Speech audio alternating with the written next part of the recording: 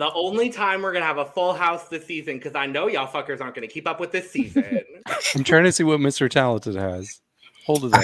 I have the matching red hat. It's just the hat, so we're good. I but have to it's be the honest switch with you. for me. Nothing is ever going to be the fucking Dr. Seuss. Dr. Seuss. Yeah. Nothing is going to beat Dr. Seuss. I do love Eve's actual fan. I love the. I think my Scarlet Violet exclusive Nintendo Switch OLED gives some points. Sure, honey. What happened to just using a fan? What happened to America? I don't know. What happened to what happened to the of it all? What? That's what I want to know. Hello. What happened to? Oh, I don't get Started that. with the hello. Come on now. Hi, welcome to Chaos again. That's just 2024 at this podcast. Anyway, hello, and welcome to The Cup, the Currently Unnamed Podcast, where we put the real and the tea in reality. And you can always come to us first to quench your thirst. I'm Logan Murphy. I say something gay. And I am finishing off a little bit of coffee that I've got left. I needed a bigger mug today. I've got water, obviously. But if I was drinking anything else, of course, it would be in a cup mug. Hello. Cup mug. Cup mug. Throw it back to the cup mug today. I guess. I don't know. And you can get your cup mug and all of our other cup merch at lanagcreations.etsy.com. Link is in the description down below. And we do ship internationally and domestically in the US, so there are no excuses. And today I'm looking at Mr. Talented and Eve. That's who I'm looking at today. That's all. That's work. I am Brandon, your professional fangirl of Concert Dragon video games. I am also drinking coffee. I would put my cup mug, however, I need it in my alma mater mug because I needed more. So I forgot to come up with an intro. My name is Dawn Stone. I am Tampa's Galaxy Gamer Girl, aka that bitch. And I don't know why I said aka that bitch, but I'm drinking water out of my cup mug. How stylish. And I'm David Healy, and I don't have a cute intro, but I do have a cute shirt. I am wearing Q's shirt, and yes, it is signed. I just got it signed. very cute. Yes, Very cute. it's very cute. And I'm drinking water. Work. Well, what's up, everybody? How's it happen? I'm Eve the Bunny, Chicago drag artist and Queen of Ivy Park. I'm wearing something from the Ivy Park Halls of Ivy collection. It's my favorite one, and I own the most from it, so I usually wear a lot from it. And I'm drinking Arizona tea out of my Renaissance cup because this is what I want to see. Renaissance.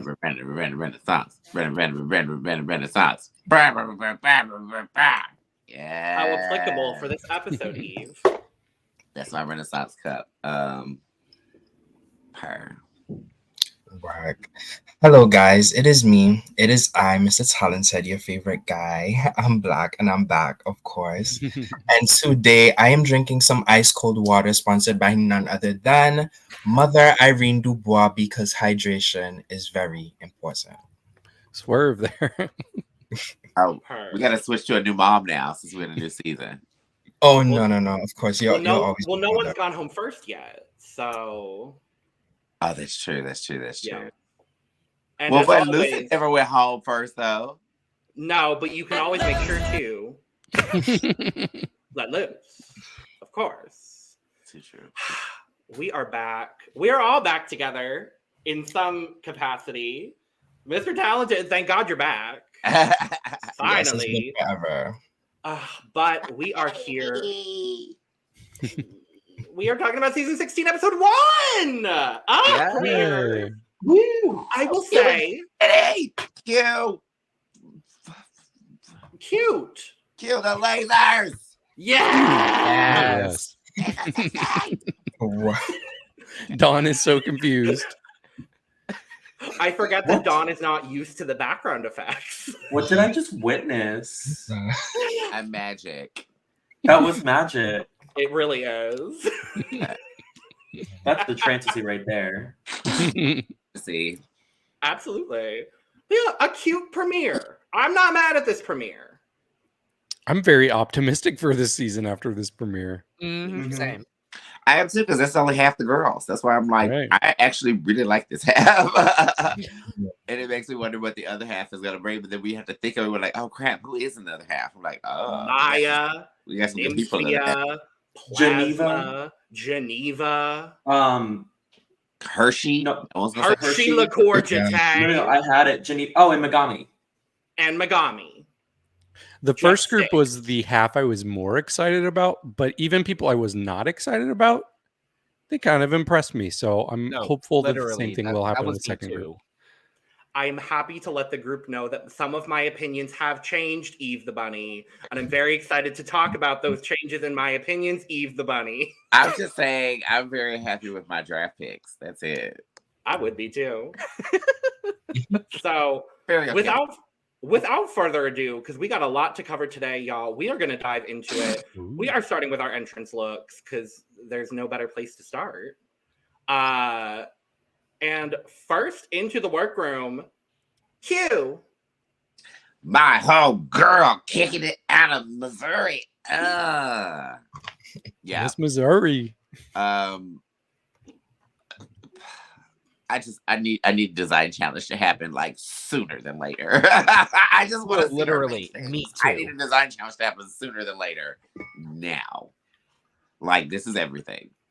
This is everything. And I feel like that it's everything because of the fact that it looks custom. It doesn't look like some type of an outfit that we've seen replicas of before. You know what I mean? Like even the elements that are like individually in it don't look like elements that we've seen put together to make a look before. Like it looks fresh. It looks like when she was like, "Oh, I made this," I'm like, I can tell. And not in a shady way. Like it looks like it was made. It looks like that. It looks like this came out of your head. You know what I mean? Like this doesn't look like something that you saw somebody else wear and was like, okay, I want to do some kind of a version of it or whatever. I see her being one of those girls that's like creating everything straight from a scrapbook to what the final product looks like. And I'm like really excited for it, especially when Dawn came into and Dawn said the same thing. She was pretty much like, I know how this girl sews and stuff. I'm like, okay, yeah, I'm gonna be very ready for the design challenge. I'm looking for another Utica sleeping bag gown type situation or something. Somewhere she just comes around the corner and we're just like, but yeah, I'm very happy for Q. I also liked her entrance. I also liked her cue the music. That was cute. And she was the first one in, and no one got to see that reference, so it's fine. That's why she was starting off the whole thing. So I was actually at Q's premiere party for Drag Race, which was a lot of fun because especially with how well she did in this episode. But yeah, there's some queens that get on the show and they're like, I made all of my looks, and it's like, oh, okay, couldn't you have at least paid for somebody to do a few of them? But her, I do not feel that way. I'm going to be excited to see what she has every single week, and hopefully she has many weeks. All of these greens just go together perfectly, and the silhouette is insane, and I love the little cute pigtails too. I thought this was very good, easily one of my top 2 entrance looks of the day. I really enjoy this look a lot. I appreciate the amount of polish that Q puts into her drag. Also, I appreciate how literally every single inch of that corset and that little top piece are stoned within a centimeter of its life. Whoa, Jesus. Like, I was like rusted, which I was like, gag. Like work. I also appreciate, I think what's so interesting about this outfit is the silhouette, where it has those big shoulders, because like usually when we see ostrich feathers, we don't see that many all in one place. And I think it's really interesting because like this could, like, it almost is referential to RuPaul in a way of her like wee wee pull outfit, like the one that Lux kind of referenced. That's what kind of reminds me of with the way that everything is proportioned. But like make it, instead of punk rock, make it glamour, make it showgirl. And I really appreciate that. I have just a tiny critique, which literally I don't care. But like, if the hair was just slightly bigger, if those buns just had a little bit more oomph to them, then the outfit would be absolute perfection. But like, that's literally the smallest nitpick, and I'm fine with this hair. I love the little buns. No, I love the little buns too. No, I do too. But I'm just talking if they were like maybe an inch bigger. Yeah. No, I know get what you that, mean. though. Yeah, I get Yeah. that though. No, yeah, echoing what everyone else has said already, because like I would have never thought of this as an intro outfit. This could have been like just a regular runway, but as an entrance, like okay. No, yeah, like I had high expectations for Q from the very beginning and like from the promo. So like seeing this too, I was just like, okay. And funny enough, seeing this, I was just like, this could have been a promo look, but she didn't do it. So I love that. Oh, Well, go ahead, Love. You said. I was gonna say I love this, and I think the part I love about it most is where the cutout is right below all that ruffle. She said on Instagram that the ruffle is actually part of a pair of pants, which was one of the first. They're like pant legs, which was part of the first thing that her drag mom ever taught her to sew. Which I think is like the cutest fucking self-referential thing. I'm obsessed with Q. I'm so excited to see what she does. I love this look. This is great.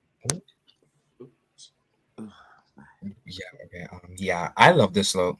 This is a great look. The stoning is immaculate. I love the green. The shades of green go so well together. The stoning on the shoes as well was very good. Her makeup, her eye makeup, I'm obsessed with. This is a great look. Great entrance look. Period. Scores, starting with Mr. Talented, I guess. We'll go that way. And up and around. I'll give Miss Q a 90. Miss Q is getting a full cup from me, and I'm already very happy to put her as an ostrich feather in the cap of Team Bunny. Yep. I'm gonna give her an 86 just so I can have some room for improvement from everybody. I'm starting off this one strong. I'm saying Condola. Oh damn! Okay. This is gorge. This is the moment. Her. yeah, my cup is also full. I'm gonna actually match Mr. Talented's 90 because I think there's room to grow, and I want to give something else a higher score later from her. So we'll talk about it. But you know. Next up, Xunami Muse. Round 2 on Team Bunny. Oh my god, all my picks are here for the first episode. I just noticed that. You're the only one. You know. And then I have 2, I think is the other. Fitting and special. Something very funny for me to say is I went into our draft picks and stuff like that already knowing Xunami was the first person that I wanted to pick because I know Xunami personally. How do I say this nicely? Out of my 3 picks, she kind of fell at the bottom. And I was kind of like, ooh. But I feel like that I take from who said it? I think Dawn said it during her talent number, where she said she kind of expected a little bit more based off of her name. And I feel like that's the way I felt as well, too. And not just saying she's a muse, but it's like knowing how well her name is known in New York City, detached from Candy. I was thinking she was going to come in blowing hoes away. And I was like, this was like safe plus. You know what I mean? Like it wasn't horribly safe, but it's like you could have really went balls out. And I feel like that you kind of held back for some reason. But this look wasn't bad. Somebody said it was like Cinderella, but making Amazon. And I was like, I wouldn't fully say making Amazon, maybe Temu, but I do like the top more than I like the pants. I'm not that crazy about the pants. But I love Xunami. That's my sister. I read with love. Yeah, I also love Xunami, which I think a lot of us had high expectations for her, and she just didn't quite live up to them. I do really like this color of blue on her. Like the color of that blue is like really great. Everything else just feels a bit muted, you know. I like pants, but these did not work for me. Her face looks great, her wig's great, but I don't know. I was just a little underwhelmed, but it's not bad. I agree with you, David. I love this color blue. I just don't like that she complemented it with this color of like for the pants and for the sleeves because I think it washes her out a little bit for where like the blue complements her. So it kind of makes everything have this like weird like gray tone. But I like the top and I like the ruching that's done. I think it's very elegant. I just wish there was something a little bit extra that was added. For some reason it's giving me like Prince Edward would make it like Prince Eric would make it drag. Like she looks like she's about to go save a Disney princess from a tower or a dragon or something. I'm like, girl. In a way, because like again, the arms is giving Cinderella, but like but I guess but like the pants are those. No, yeah, I was gonna say the pants. It's giving Cinderella and Prince Eric at the same time. Right. She said, "I'd rather rescue myself." Like again, it's cute, but I agree. Like I was expecting like much bigger for the House of Muse. So, and like knowing who Xunami is already, I was like, okay, like because like what was it like oh shit, it wasn't her. So like I'll get to her later, but like I thought that I would think know more people would know Xunami, but there's actually a lot more people who know Morphine. So, but we'll get to her later. But overall, like this is fine. Like, and I can't tell with this lighting because like in the first picture you can see it's gray, but the second picture looks like it's like a like very muted purple. Is this supposed to be the same color? The neck area and the pants? Yes. They're both silver. Okay, they're supposed to be silver. So it's because like it's supposed to be the silver bodysuit attached with the blue. Yes. Yeah, so I believe again it's fine, but I wish I had more. It's solid. I'm not mad at this at all. I do kind of like that it's Cinderella and Prince Eric together. That's making me like it a little bit more, honestly. Yeah. I do agree. I think the color combination specifically here doesn't work on her as much as I would like it to, but I love this blue on her specifically, and I like this is a blue that I think she could continue to use. Overall, not bad. There is room to improve. Yeah, I agree. It definitely isn't the worst entrance look we're gonna see this afternoon. No, not even close. I love the shade of blue on her skin. It looks so great. I'm not really a big fan of the bodysuit, especially in the pants region. I feel like it doesn't fit her the best that it could. But her mug is stamped always throughout the entire episode. Her face was amazing. But there is a little bit of room for improvement with this look. Scores. Yeah, I'm going to give Xunami a 50.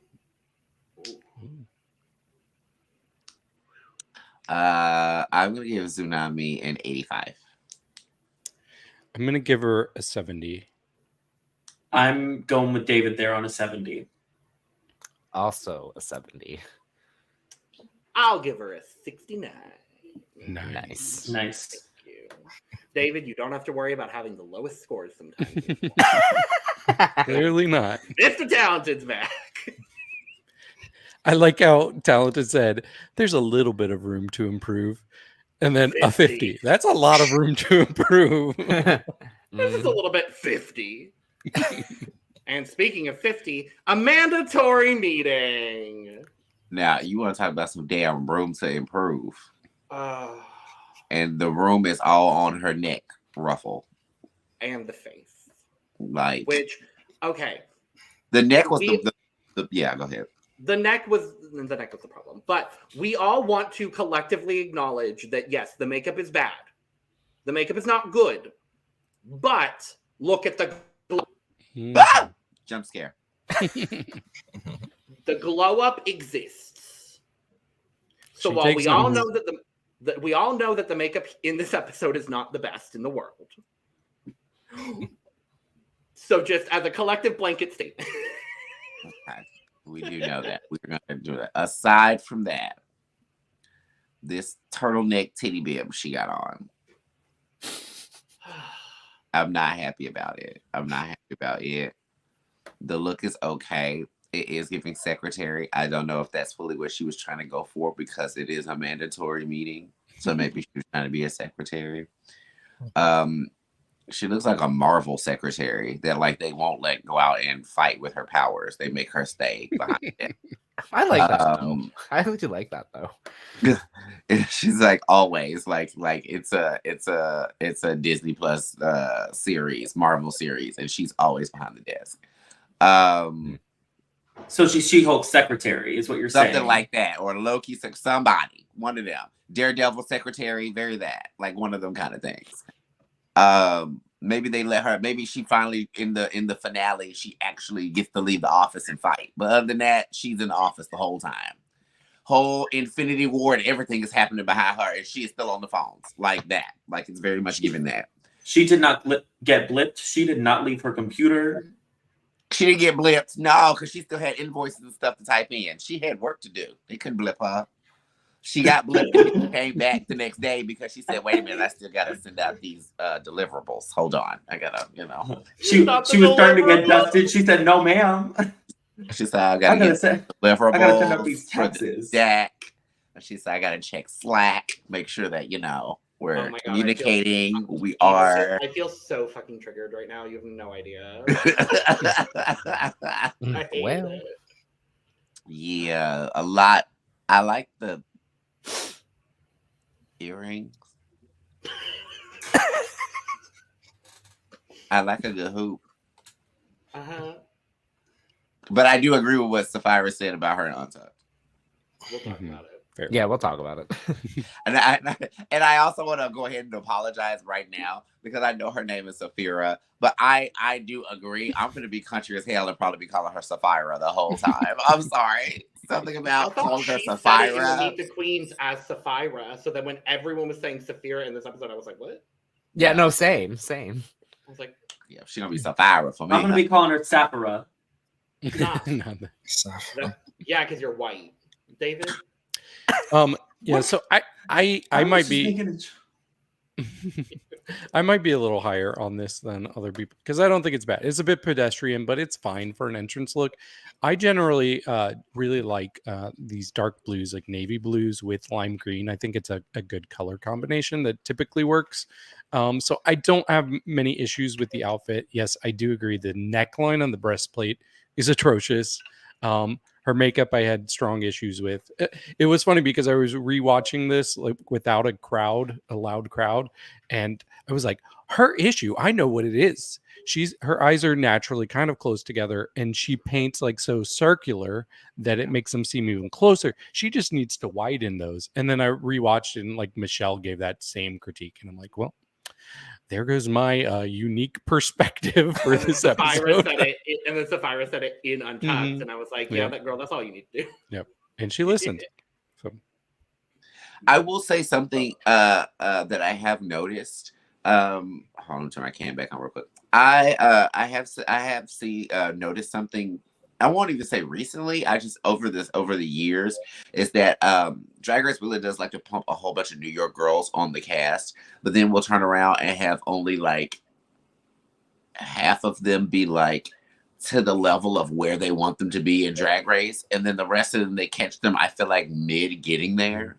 You know what I mean? Because it's like they had Marsha on last season and she was amazingly talented and stuff, but then they kept dogging her out like you still had work to do. I'm like, well then why did you cast her? That don't make no sense. So I'm just like, I feel like that another thing too is that a lot of the New York girls are like Sapphira said earlier, later. I feel like that they're personality forward. A lot more personality forward. And I feel like that sometimes the aesthetics of their drag can end up taking a back seat. Like I remember famously that Miss Cracker was talking about Monet Exchange and how Monet Exchange will show up to her gigs in just a spaghetti strap dress with a kitty cat wig, and people would just go crazy over it. You know what I mean? But like I know in other circles or in other drag spheres or on Drag Race, they're gonna want more elements than just that. You know what I mean? So I feel like that's what ends up happening with a lot of New York girls is they come in more talent forward than drag forward. And so it has all of the rest of us being like, okay, she's a good entertainer and stuff, but like the makeup still needs work. This still needs work. You know what I mean? Like they still look like they're in progress. Yeah. Just means y'all need to put some Chicago girls on there next season. That's all I'm saying. Mhm. Exactly. Period. So, I'm just going to blame this outfit on one thing, and that is that she was prepping for the photo shoot challenge of whatever it may be. That's just where I'm going to leave that, because she was like, what if we're thrown into a vat of lava and then eaten by sharks? What would I not want to wear? You know, it would look better than this outfit does. no. No, I'm blaming it on that. Just to You give could her have did a Melinda Virga bodysuit. No, it ain't that bad. It's not that that bad. bad. Because at least this fabric doesn't look like it was from Joann's. Like, I don't know. It just, something about it just is like I mean, a lot of things about it are wrong, obviously. But it's just an outfit that's there. Yeah. I mean, if she were to go for the secretary look, like this entire dress could have been just a shirt, and then it could be made in pants as well. That's how I would have seen this. If but overall, in a way, because like for some reason, like I could go without this belt. For some reason, There's a belt? There's a belt. Oh, I thought that was just like a I thought it was two-piece. a two-piece. It's a Yeah. two-piece. I'm about to say that's her Oh, it's a skin, isn't it? two-piece. That's her skin. It's a Okay. two-piece, yeah. Okay, never I mind. can go then. without her skin. Yeah, I just want to see her cut in half. Like, Yeah, actually, that midriff, we don't need that. No. For some reason, why I thought it was a belt. Anyways, like, Just go I think it's straight just the from picture. I shoulders guess. to hips, bitch. Just Yep. I guess it's just the picture for me, I guess. But again, like it could be a fuller shirt and then pants instead of the skirt moment. I don't like the gloves. I don't either. Because it doesn't match with the actual fabric. And they're like that's the one thing sheer. I hated the most.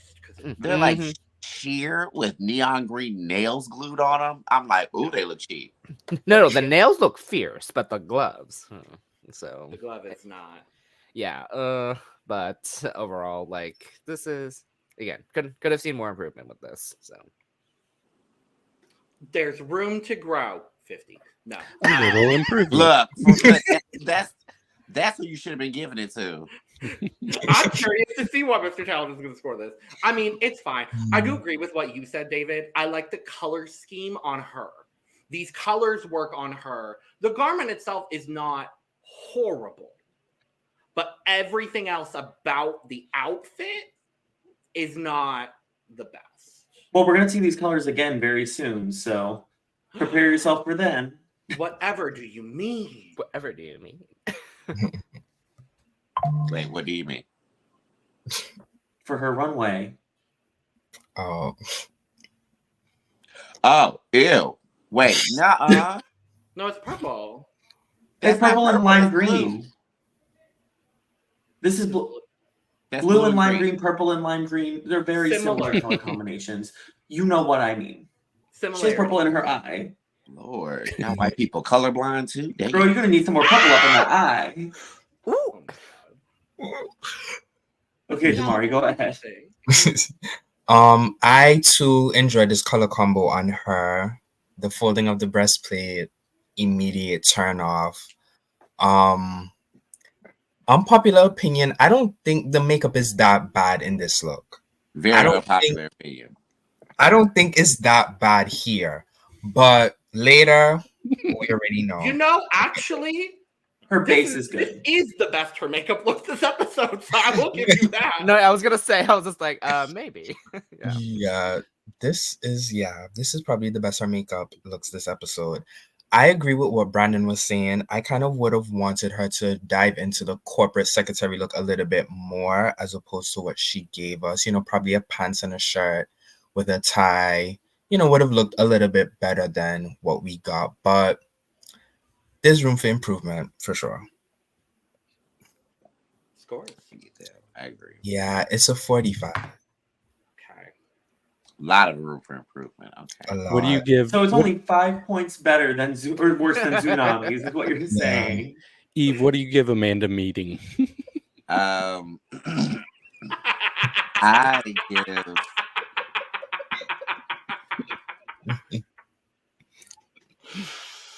What? That's a When throwback David said, to the what do you Meet give Amanda meeting? in the Meet the Queens. Eve called her Amanda meeting, and I'm like, This shit. But Go check out the guest list. it's not mandatory. It's a man in a meeting. It's a man in a meeting. So that's what I'm judging. Oh my god. So, are you going to give her a mandatory pleading? Stop, David. Don't do that. Don't do that. Maybe We just later. started. It's only 30 minutes in. It's only 30 Are minutes. you a mandatory seated for this season? See what you did, David? Now Logan is making badass puns. Both of y'all. Fuck Stop. you. Stop it. See, this is why I need Lana here. Because she would be letting y'all get away with this goofy shit. Yep. Exactly. You know, Lana be like, like, She'd be like, shut the quick. fuck up. The closest you have today is Brandon. I For got my now. kid over here though too. True. Your score, Eve? Well, I was gonna give it until y'all started and trying to play pun wars. I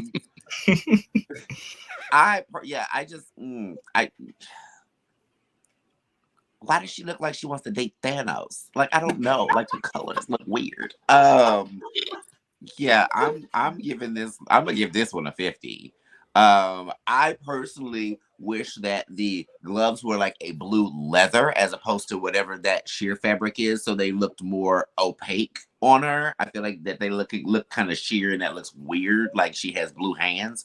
But I that's my main thing. I feel like that this isn't a horrible look. I feel like that if she was trying to go for secretary or whatever to play off her name, I just wish she would have leaned into it more. Maybe if she would have had it as a pencil skirt as opposed to the way it's like that short slit skirt, you know, or something like that. You know what I mean? Where it looked like Mr. Townsend was saying, where it had like maybe a shirt underneath it with maybe like a rhinestone blue matching tie that went with the whole outfit. You know what I mean? I feel like that. I feel like the talent is up here and we're still needing the drag to come to meet it. But it's a valiant effort. 62. 20. Ooh, okay. 20. I'm also gonna give it a 50. I thought you were about to say I'm also gonna give it a 20. I did too. I would have said, damn. gooped. I would have gooped. No, I'm not that mean. I'm compared to I Kendall, am. though. Anyways. I will be giving this a 61. So I'm the highest. Morphine, love, Dion. Oh, also as well, if you have not watched the new episode, take a shot every time you hear Morphine say herself that she has a BBL. You'll be drunk in the first 15 minutes. Yeah. I was like, girl, I love you, but I don't need that to be your whole story. But you telling everybody and their mama. So by the way, I have a BBL. By the way, I have a BBL. Did you know I have a BBL? What's two of the second letter of the alphabet? BB. What's the other L? BBL. I have a BBL. Like, girl, we know. David, we might need a BBL audio clip. I need one. Oh, I'm on Afro. What's the BBL? You got the new Let Loose. It's BBL. It's BBL. It's BBL. It's BBL. No, actually, I think the new Let Loose should be Girl, Where's My Kitty? Yeah, we're gonna get there. We're gonna Where's get there. my kitty? We'll talk about that. Girl, where's my kitty? I live for Morphine. I think that she's sickening. I shout out to Morphine, love Dion. Shout out to the Miami Dions. Shout out to the Dion adjacent families, the Loves. And also the House of Gaines. Miss Toto is a Dion as well. So shout out to her here in Chicago. Love. And Ramona Slick is a Dion as well, too. I forgot about that. So shout out to her as well. The Dions, I will say this. They are, I've never seen one look bad. Ever. Real. Ever. From the most simplest of looks to the most extravagant of looks. And makeup as well. They don't look bad.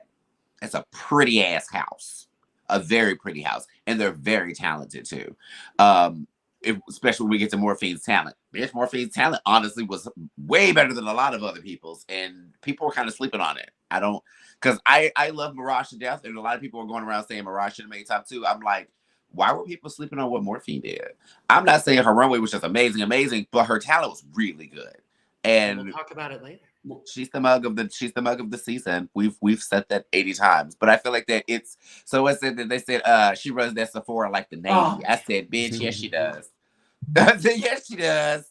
Yes she does. She has 3 sugar-free Red Bulls all together in a crystallized Starbucks travel cup, bitch, and she walks around that sucker checking everything, mugs down, helping all the middle-aged white ladies get ready. Let's put some Laura Mercier on you, ma'am. Oh yeah, beat From Charlotte Tilbury. Yeah, a little Charlotte Tilbury, you know, a little Darling, hourglass, is your skin thirsty? Yeah, a nice dewy finish. I want to see more makeup looks from Morphine. That's what I will say. I love this Caliucci's look. I thought it was very cute, very Latina. I love there were some people who didn't get it. I said, bitch, you don't know Caliucci's? If you don't know Caliucci's, get into her discography because she bodies. But no, she's amazing. Like, I love her music. But if I will say this, out of my 3 people I picked for my draft, if I wasn't able to get one of those 3 people and I would have been able to get Morphine, I would have got Morphine because I feel like she's going to be a good contender. I feel like she's going to be strong.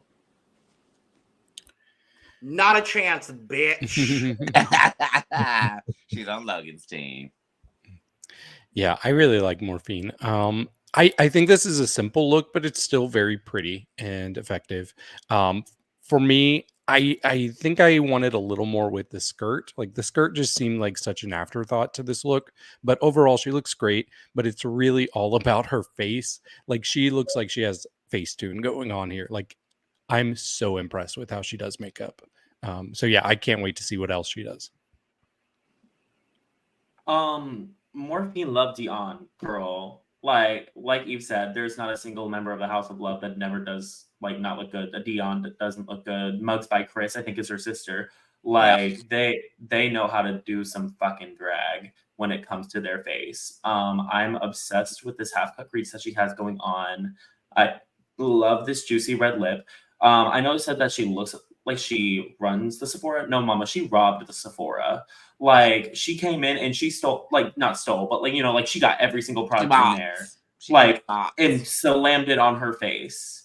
And I know that she uses at least 15 different products that do absolutely nothing and she does not need. And I respect that. You know what I mean?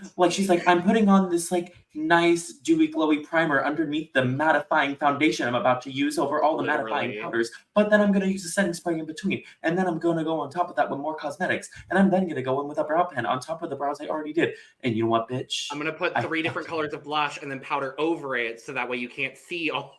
But there's depth. Don't come for me, bitch. I do that. I know.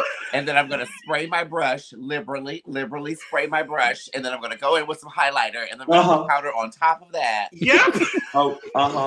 Down. But you know what, bitch? I live. I don't care. That's the kind of makeup routines I love. I love how I'm blocked entirely. That's paint. That's cosmetics on your mama, face. She has the cosmetics on. You know that when she sweats, mama, there's just another layer right underneath. Nothing. That mug don't move. It don't. It does not move. It don't. And if it does, there is enough mug there to where you cannot clock that makeup came off unless you were this close to her. Bitch. Stunning. Both of you are giving me tips on how to do makeup now. This is a pride mug. This is a mug that you're wearing in the middle of June, of the 3rd week of June, on a damn pride float, sweating your ass off on a Wednesday with a hand fan and Jesus, and at least 30,000 homosexuals around you screaming with rainbow butt plugs. No, yeah, in Miami, because in Miami. 110 degrees outside, child. Just hot. She spent a minute and a half with setting spray because she was It was That Patrick Star video. whole bowl The Patrick Star full of it, mattifying. and she just dunked her face in it. Dunked her face. Yeah. Mm-hmm. She's like, I will let this just seep in. Just, Yeah. Girl, So she did the face steaming hack. Yeah. If y'all know, have y'all seen that? Yes. Where people are Yes. steaming their face to set their makeup. Yes. Why? I- But like, No. I'm like, I feel like that No.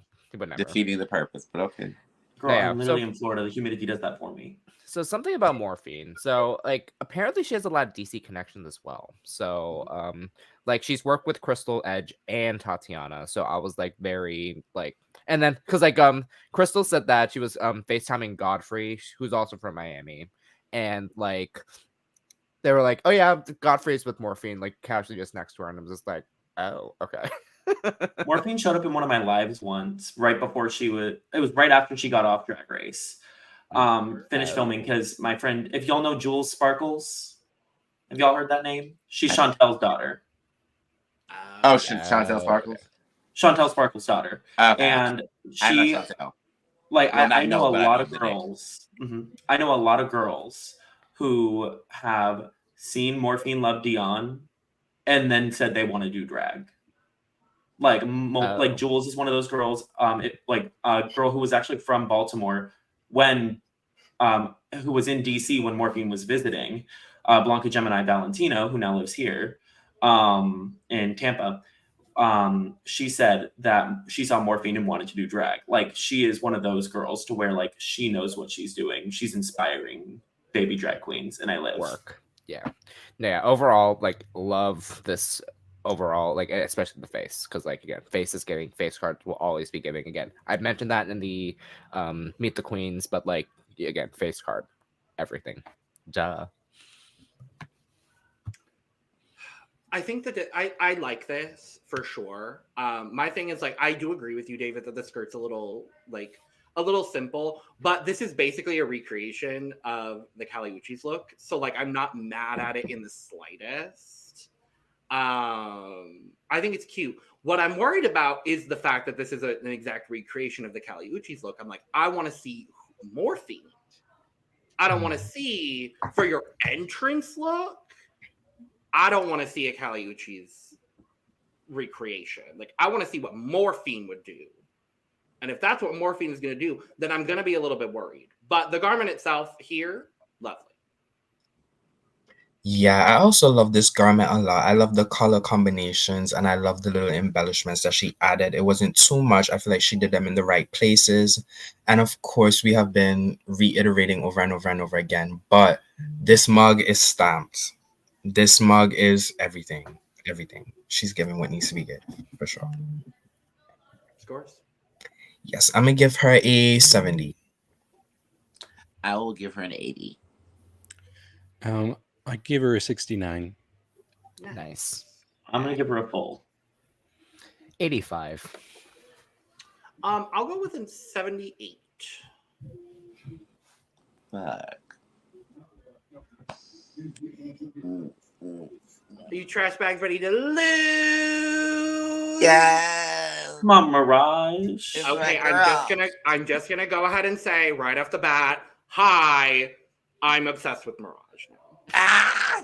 It happened. We'll talk The more side about by it. side, they did an untucked of her doing the entrance line. I love it.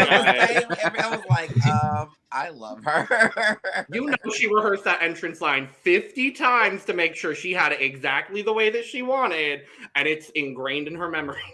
But what I will say though is, like, going through her Instagram and look at her Instagrams are very just like tongue out, middle finger, cutesy, like that kind of, like how she's posed now, like that very vibe. Bring that baby. Yeah, when like literally was just like her pose in these, like she did a lot of angular poses, like even when she did her entrance thing and kind of did like the little back bend or whatever. But she's also on her Instagram is selling drag vagina in a cave. Yes. Go check out our Instagram review video. Hello. It'll make more sense. Because I'm glad she wasn't selling no in that cave, because I heard them dragons, we don't accept food stamps, and they sometimes they card get declined. So they try to give you an EBT instead, and I say, no, Mr. Dragon, I can't trade you pussy for lettuce today. I don't really need to make a salad, so I'm gonna need the money up front. Thank you. But yeah, no, I think Mirage is I think that she possibly does have a reputation for being a bitch in Vegas. And possibly not in a bad way. I think of it as like I'm really pulling off of what I saw from her Instagram and how she presented on the show. I feel like that she came into the show possibly already mentally being like, people are gonna look at me like I'm a bitch, or I'm an a-hole, or I'm this, that, and the other. So I felt like she kind of came in already like, I'm gonna play the villain card, whatever, with the whole like, you guys are gonna lose, you're trash bags. And then like her whole talent song was about her being mean. And I'm just kind of like, but you're not any of these things. So I'm kind of confused as to where it's coming from. You know what I mean? And I'm wondering if maybe that's how she's received in Vegas. And I'm glad that she's not being received that way here. Because I feel like that, like, yeah, they were, like picking on her a little bit. Like, I feel like little sister stuff, like when she first came in, but like, I feel like they all really liked her. And I feel like she's just a really likable person. I kind of not mad at her aesthetic, giving like this very Lisa Frank, Claire's colors on fabrics on. I'm not mad at it. I'm not mad at it at all. It doesn't look too messy. It gives mall wear drag, which I haven't seen a lot on Drag Race since the mall wear drag queen Dita Ritz was on Drag Race.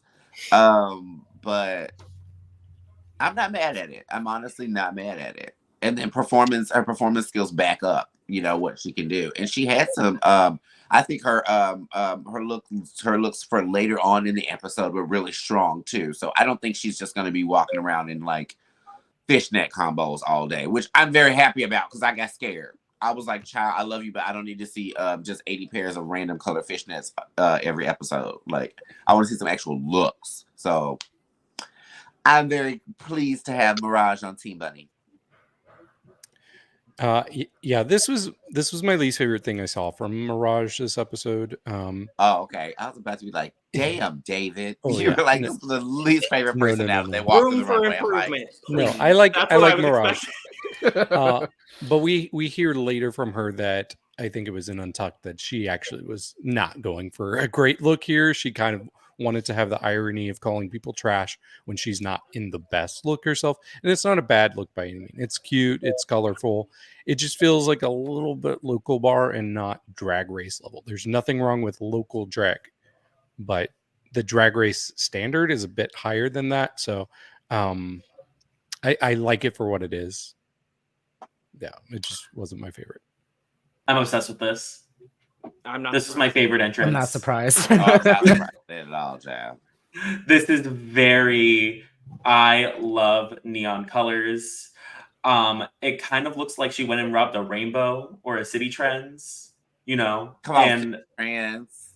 Like, it's very that, but in the best way. Like, I'm obsessed with this. I love the insane amount of friendship bracelets that I have on, that she has on both arms here. I love how I think I'm wearing this outfit, but I so would.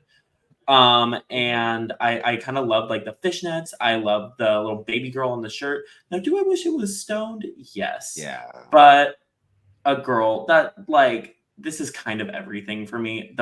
Again, another mug that is stamped. Like those, like Lisa Frank threw up on her eyeballs with that look. I'm terrible at non-monochromatic look eyes, so I'm always like so jealous of people who can do them. I love this hair. I'm usually not a fan of updos, but I like it here. Everything, it just feels very just everything that I love personally about drag. And I don't mind it as an entrance look because, again, like girls don't know what to expect for entrance looks ever since season 13. So it's like you want to come in something that still represents you, but that you're fine with getting messy. So I'm okay with this. Yeah, I'm also okay with this because I feel like this is intentional, and then you see like a totally different side of her drag, which again, and I do like the fact that it gives local girl at a drag show. Like, I love that. The whole thing, and especially with this whole jacket situation, the fact that it gives like the face with the whole chest up, like I don't know if that was intentional though. And then also the shoes, like the wrap of it all. And this is if they let her get away with wearing clear pleasers on the runway multiple times, I won't be mad. I honestly won't. I'm sorry, but I won't. I won't either. I hope they let her do it. I really hope they do.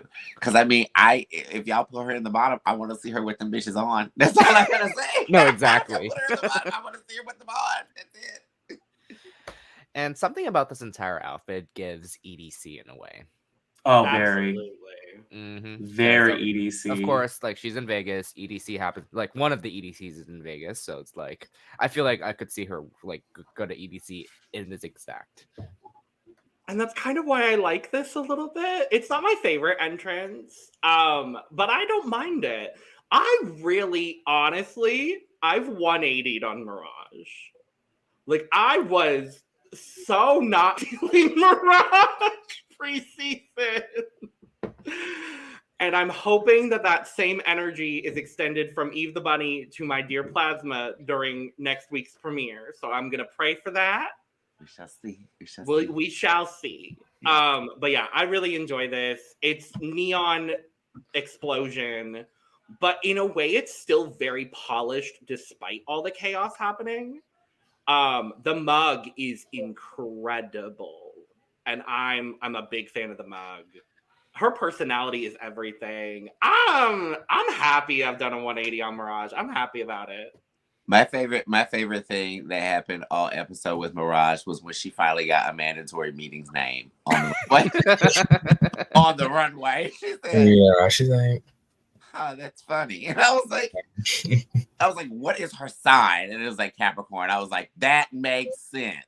Same. Yeah, I agree. I'm a really big fan of this look. This look is great. I feel like it represents her and her brand very well. I love the colorfulness of it. It still looks polished, even though there's a lot going on, and that's something I can appreciate as well.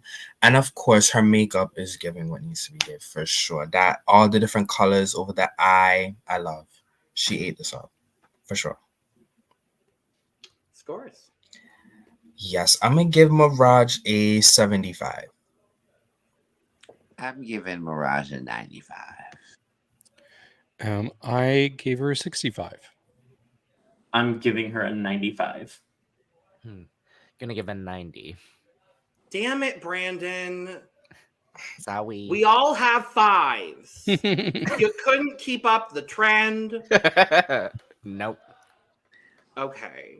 Well, I'm giving her a 75. I was like, I ain't gonna change it. Damn. Sapphira.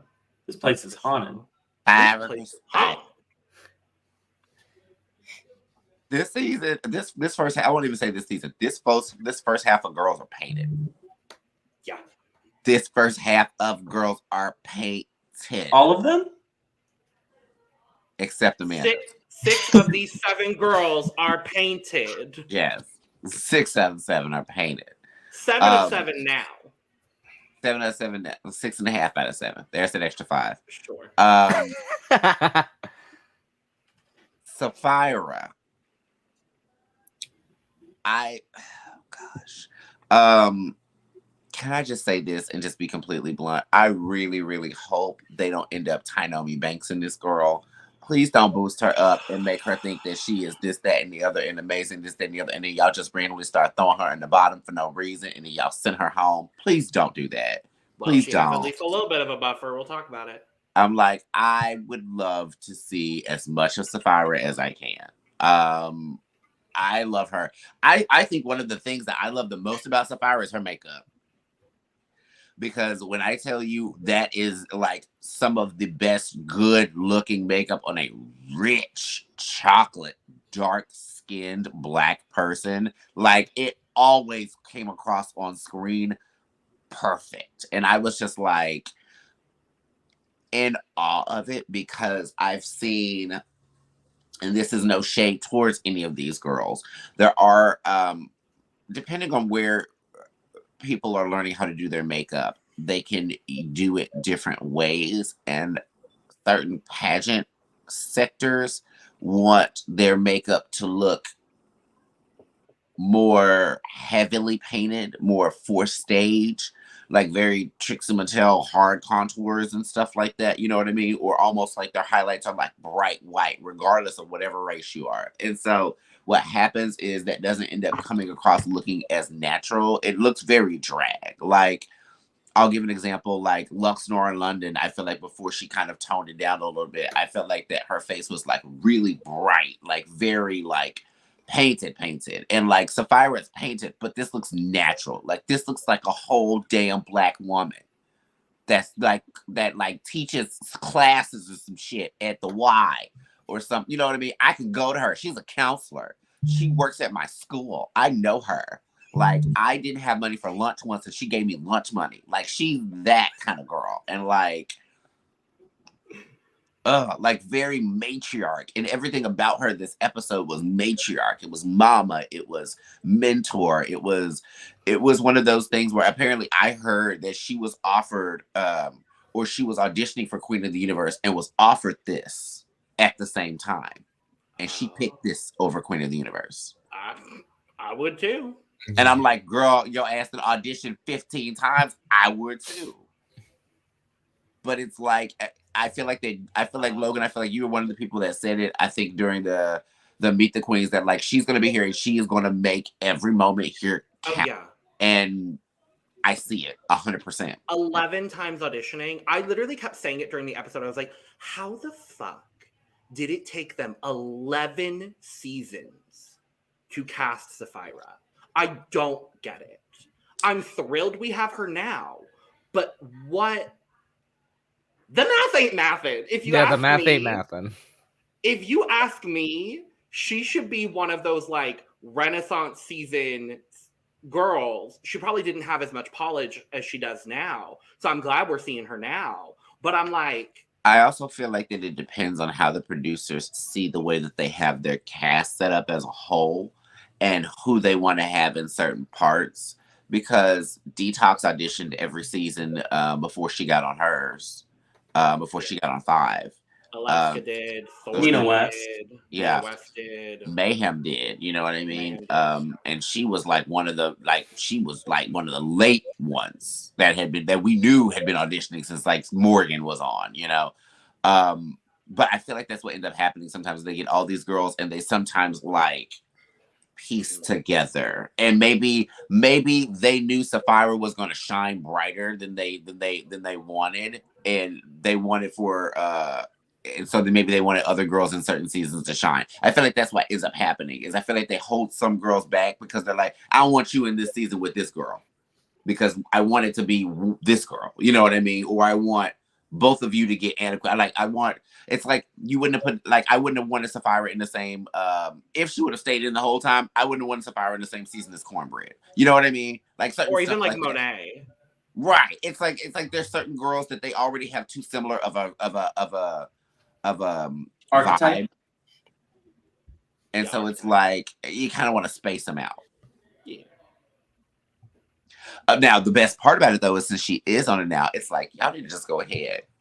I know it's not going to happen, but I'm like, we just need to go ahead and have another All-Stars with, like, her and, like, Akira and, like, Kennedy and, like, all the Black pageant girls. Well, she won't qualify for that season because she'll be qualified for All Winners, too. And that's on period. You know, when you say words, they make sense, Logan. I know. I've been doing this for a while. It makes sense. But no, I'm a Sapphira fan. I'm a Sapphira stan. We love her in this house. Same. Yeah. This was a close battle, one of many close battles between Q and Sapphira for me. I'm sorry, I'm going to say Sapphira until they correct it on the show. That's who she is to me. But for me, Sapphira was my favorite entrance look, just by a hair. But I really love this. It's such a big like front part there on the bustier. I don't know whatever you call that. Okay, I got a Good word job, right. David. Yay! Yay! David is learning fashion terms thanks I to Drag am. Race. Yes. Yay. But even with it being so big, she does not lose her shape there, which is pretty hard to achieve. Like I just really love the silhouette of this. And my favorite, I've talked about this on podcasts before. I don't know if anybody knows here, but my favorite color combination is blue and brown. And you know what? There's no brown in the fabric, but this blue looks so good with her skin. Like and she knows it too, because this is not the last time we'll see this color of blue on her.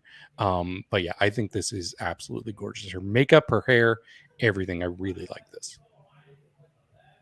When she called herself the Now- blonde dom, I'm like, yeah, I see that. I see that in every iteration of the word. Mhm. Right. So Sapphira is a drag queen's drag queen. Yes. That is the word that I would use to describe her most, is that she does there are going to be professional pageantry drag queens tipping her down and giving her her flowers because she does drag the way that drag was meant to be in the beginning, or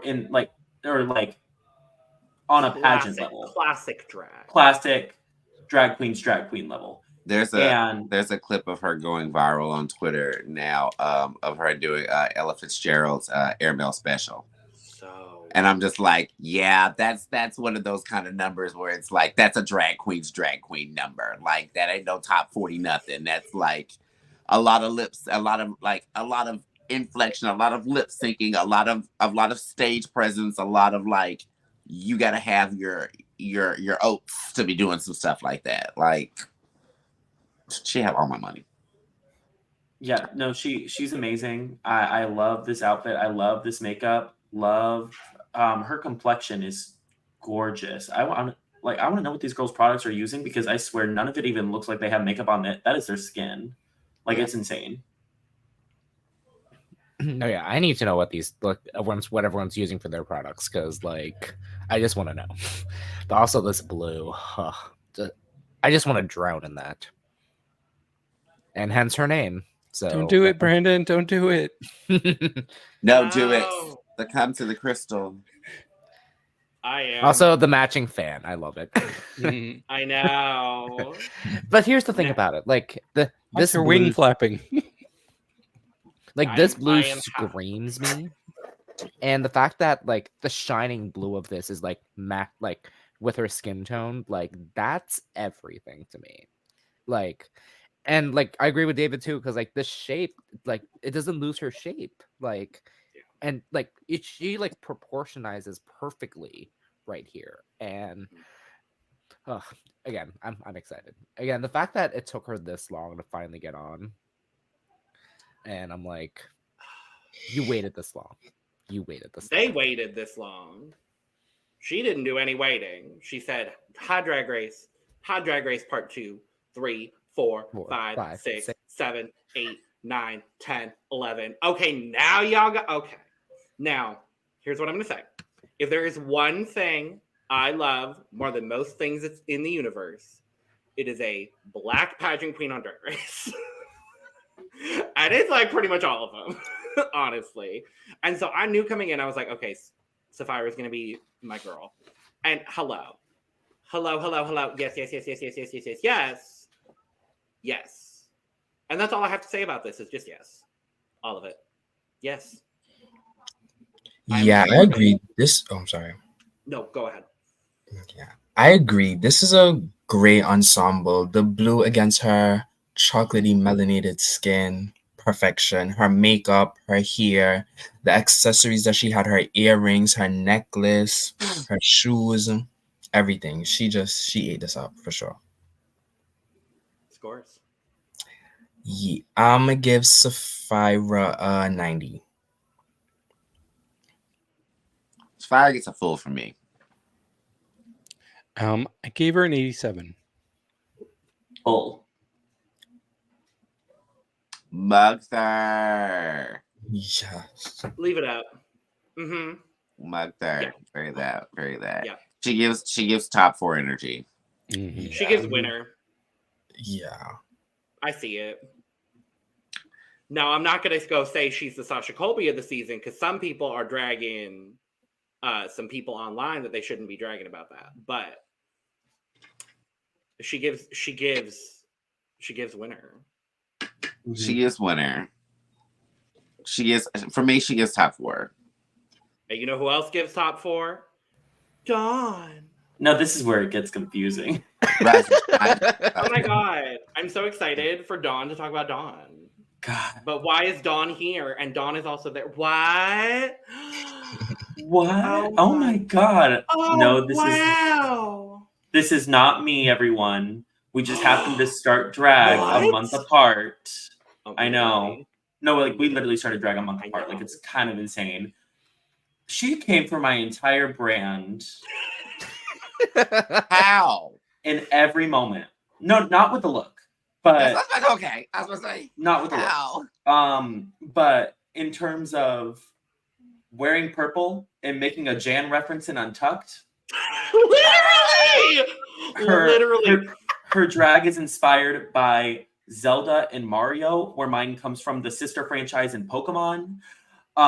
She like just literally every, like, I've just noticed like there are extreme similar, like we were both born in March, like it's a lot of crazy, or no, she's April 5th, I'm March 5th, like it's like crazy things like that because she's an Aries, like Of course she is. Of course like she is. yeah, of course she's an Aries, like look at My her. team. But no, it's like some crazy shit, like where we've followed each other on Instagram since before she was cast. Like, because I was like, you're the only other Dawn I know of. Like, oh my god, that's kind of crazy. And then when I heard she was on, I was like, dang it, because my name is also copywritten by Pokemon.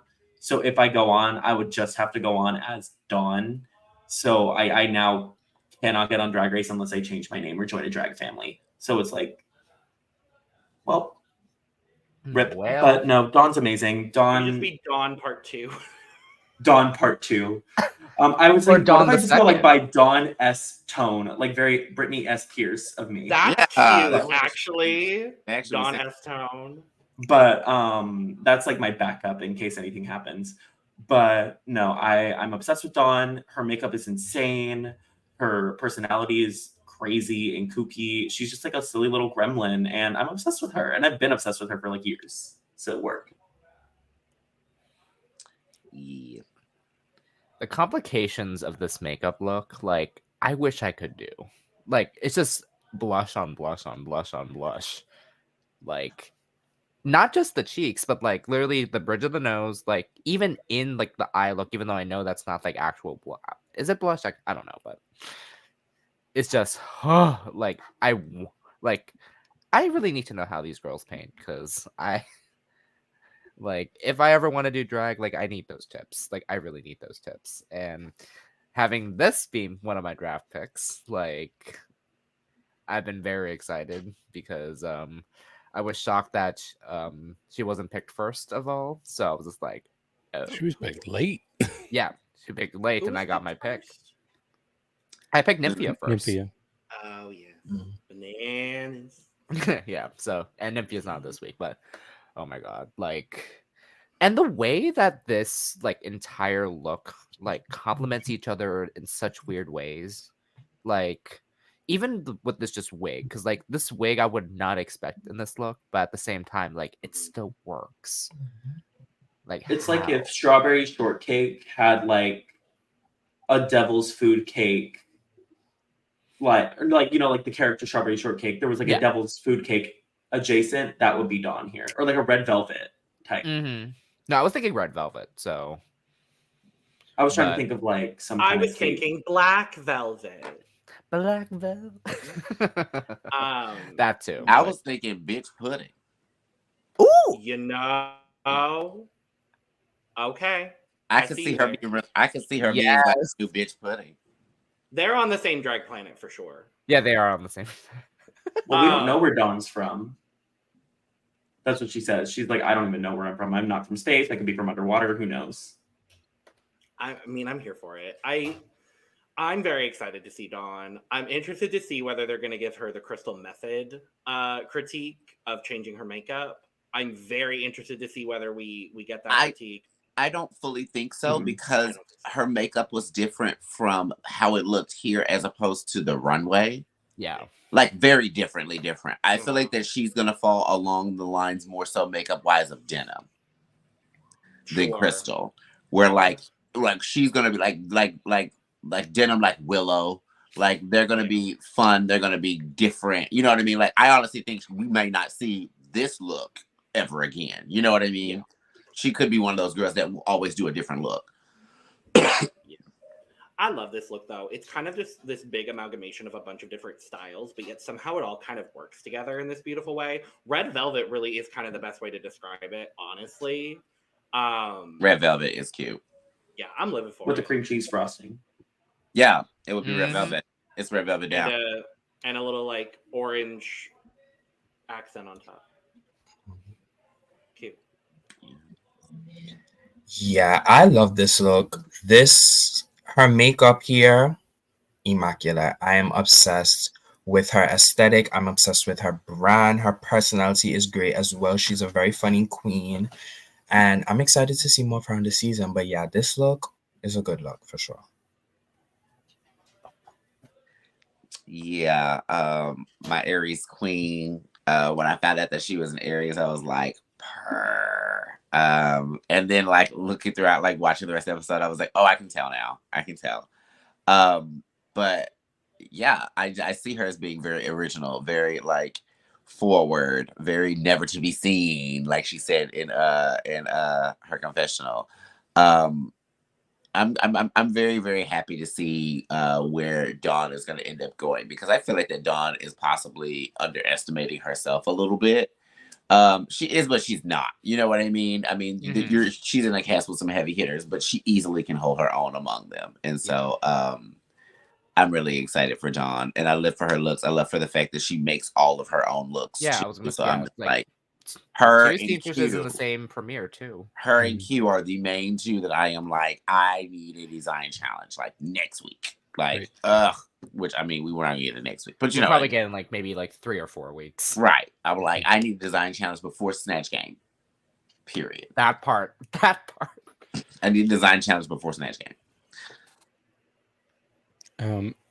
Yeah, I really like this. This is solidly my third favorite of the entrance looks. I think it was probably my favorite makeup though, just because it's so like distinct.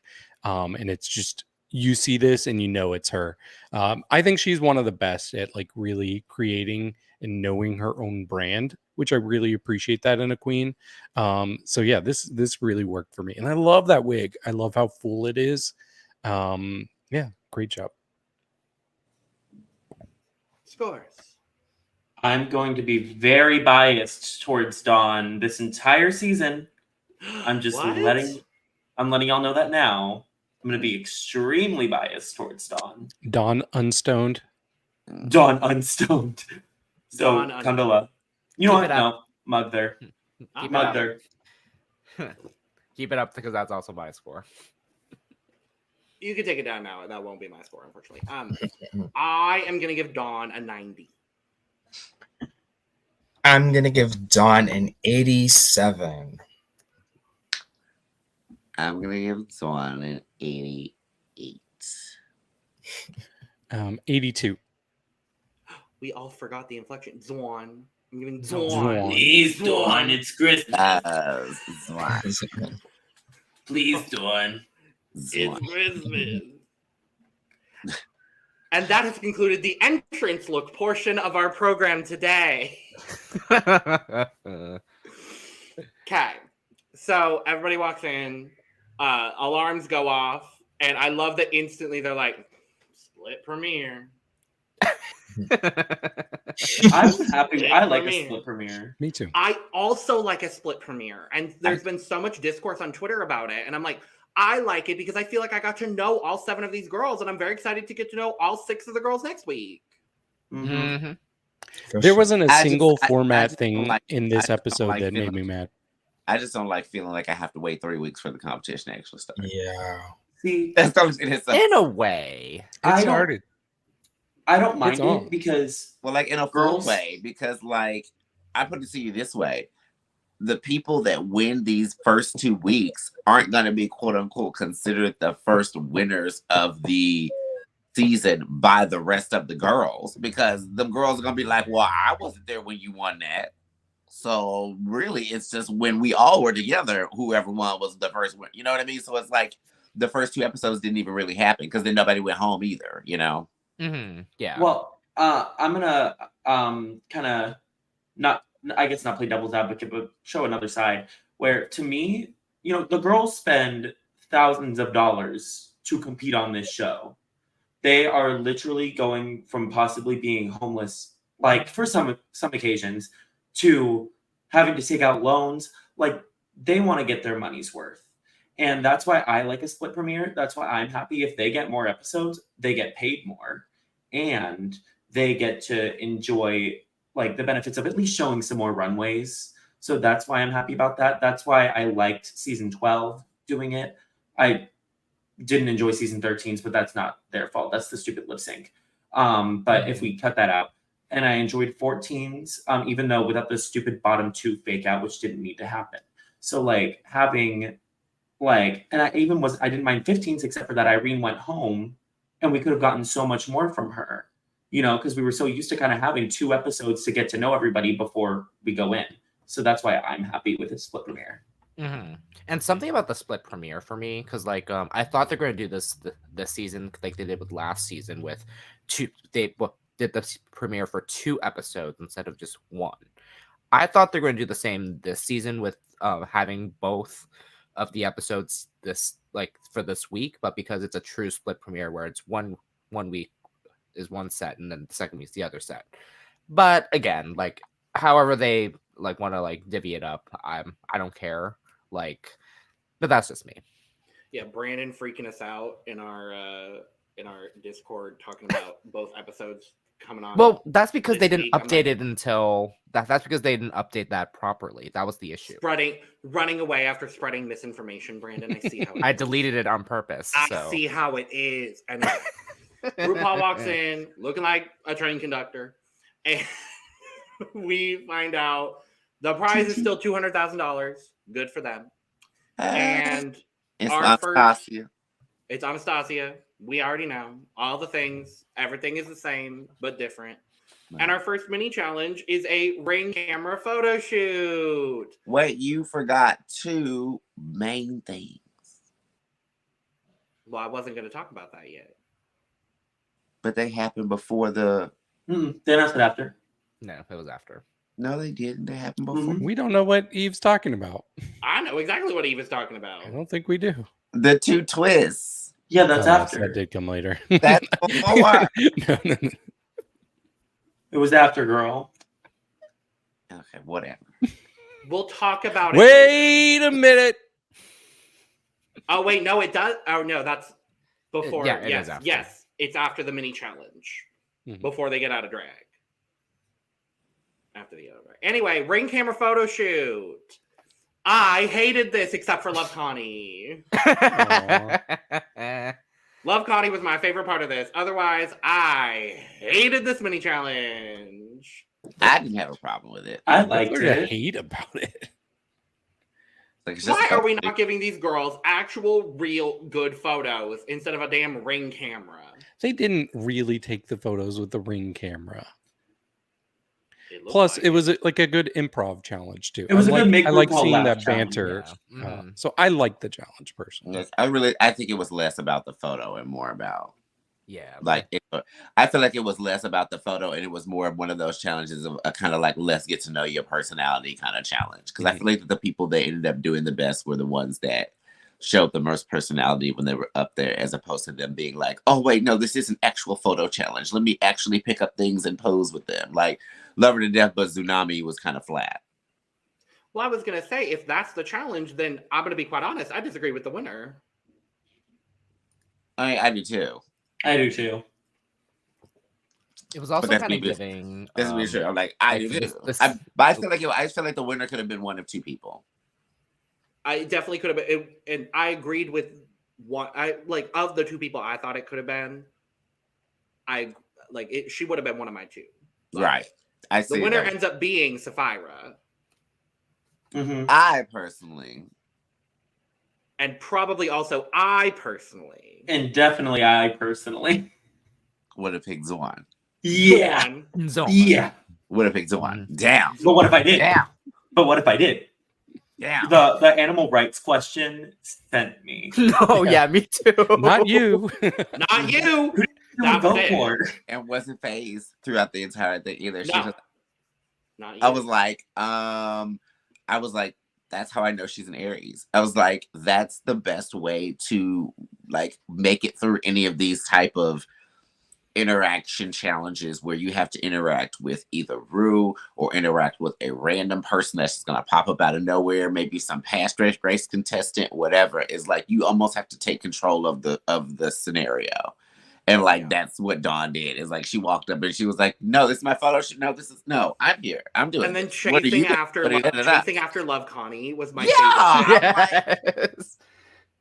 I'm like that's perfect. I was like, she did that. I was like, girl, you're Gucci. You're golden. Yeah. But I did love that Love Connie was there. I love that we're getting more Love Connie on Drag Race. Because I really appreciate her. And she was kind of like sparse in some of those seasons, and now 2 seasons in a row we're getting some Love Connie love. So I am loving the Love Connie loves. Love Connie said, Miss Paul. Miss Paul. Girl, Miss Paul. Love Connie knows. So you know how I She's get a enough job, winner. I'm not going nowhere. Yes. This challenge also gave me like from the season 11 mini challenge of the security camera. Oh, yeah. Yes. Oh, it is Oh. very that. No, because I was just like, You yep. told me to come in, so I'm coming. I love Silky. I love Silky. So we find out that our maxi challenge, to nobody's surprise whatsoever, is a talent show. What? But it's MTV Spring Break talent show. I'm excited. And that's the challenge. Wait a minute. Eve, the bunny. Who? Because also, yes, you.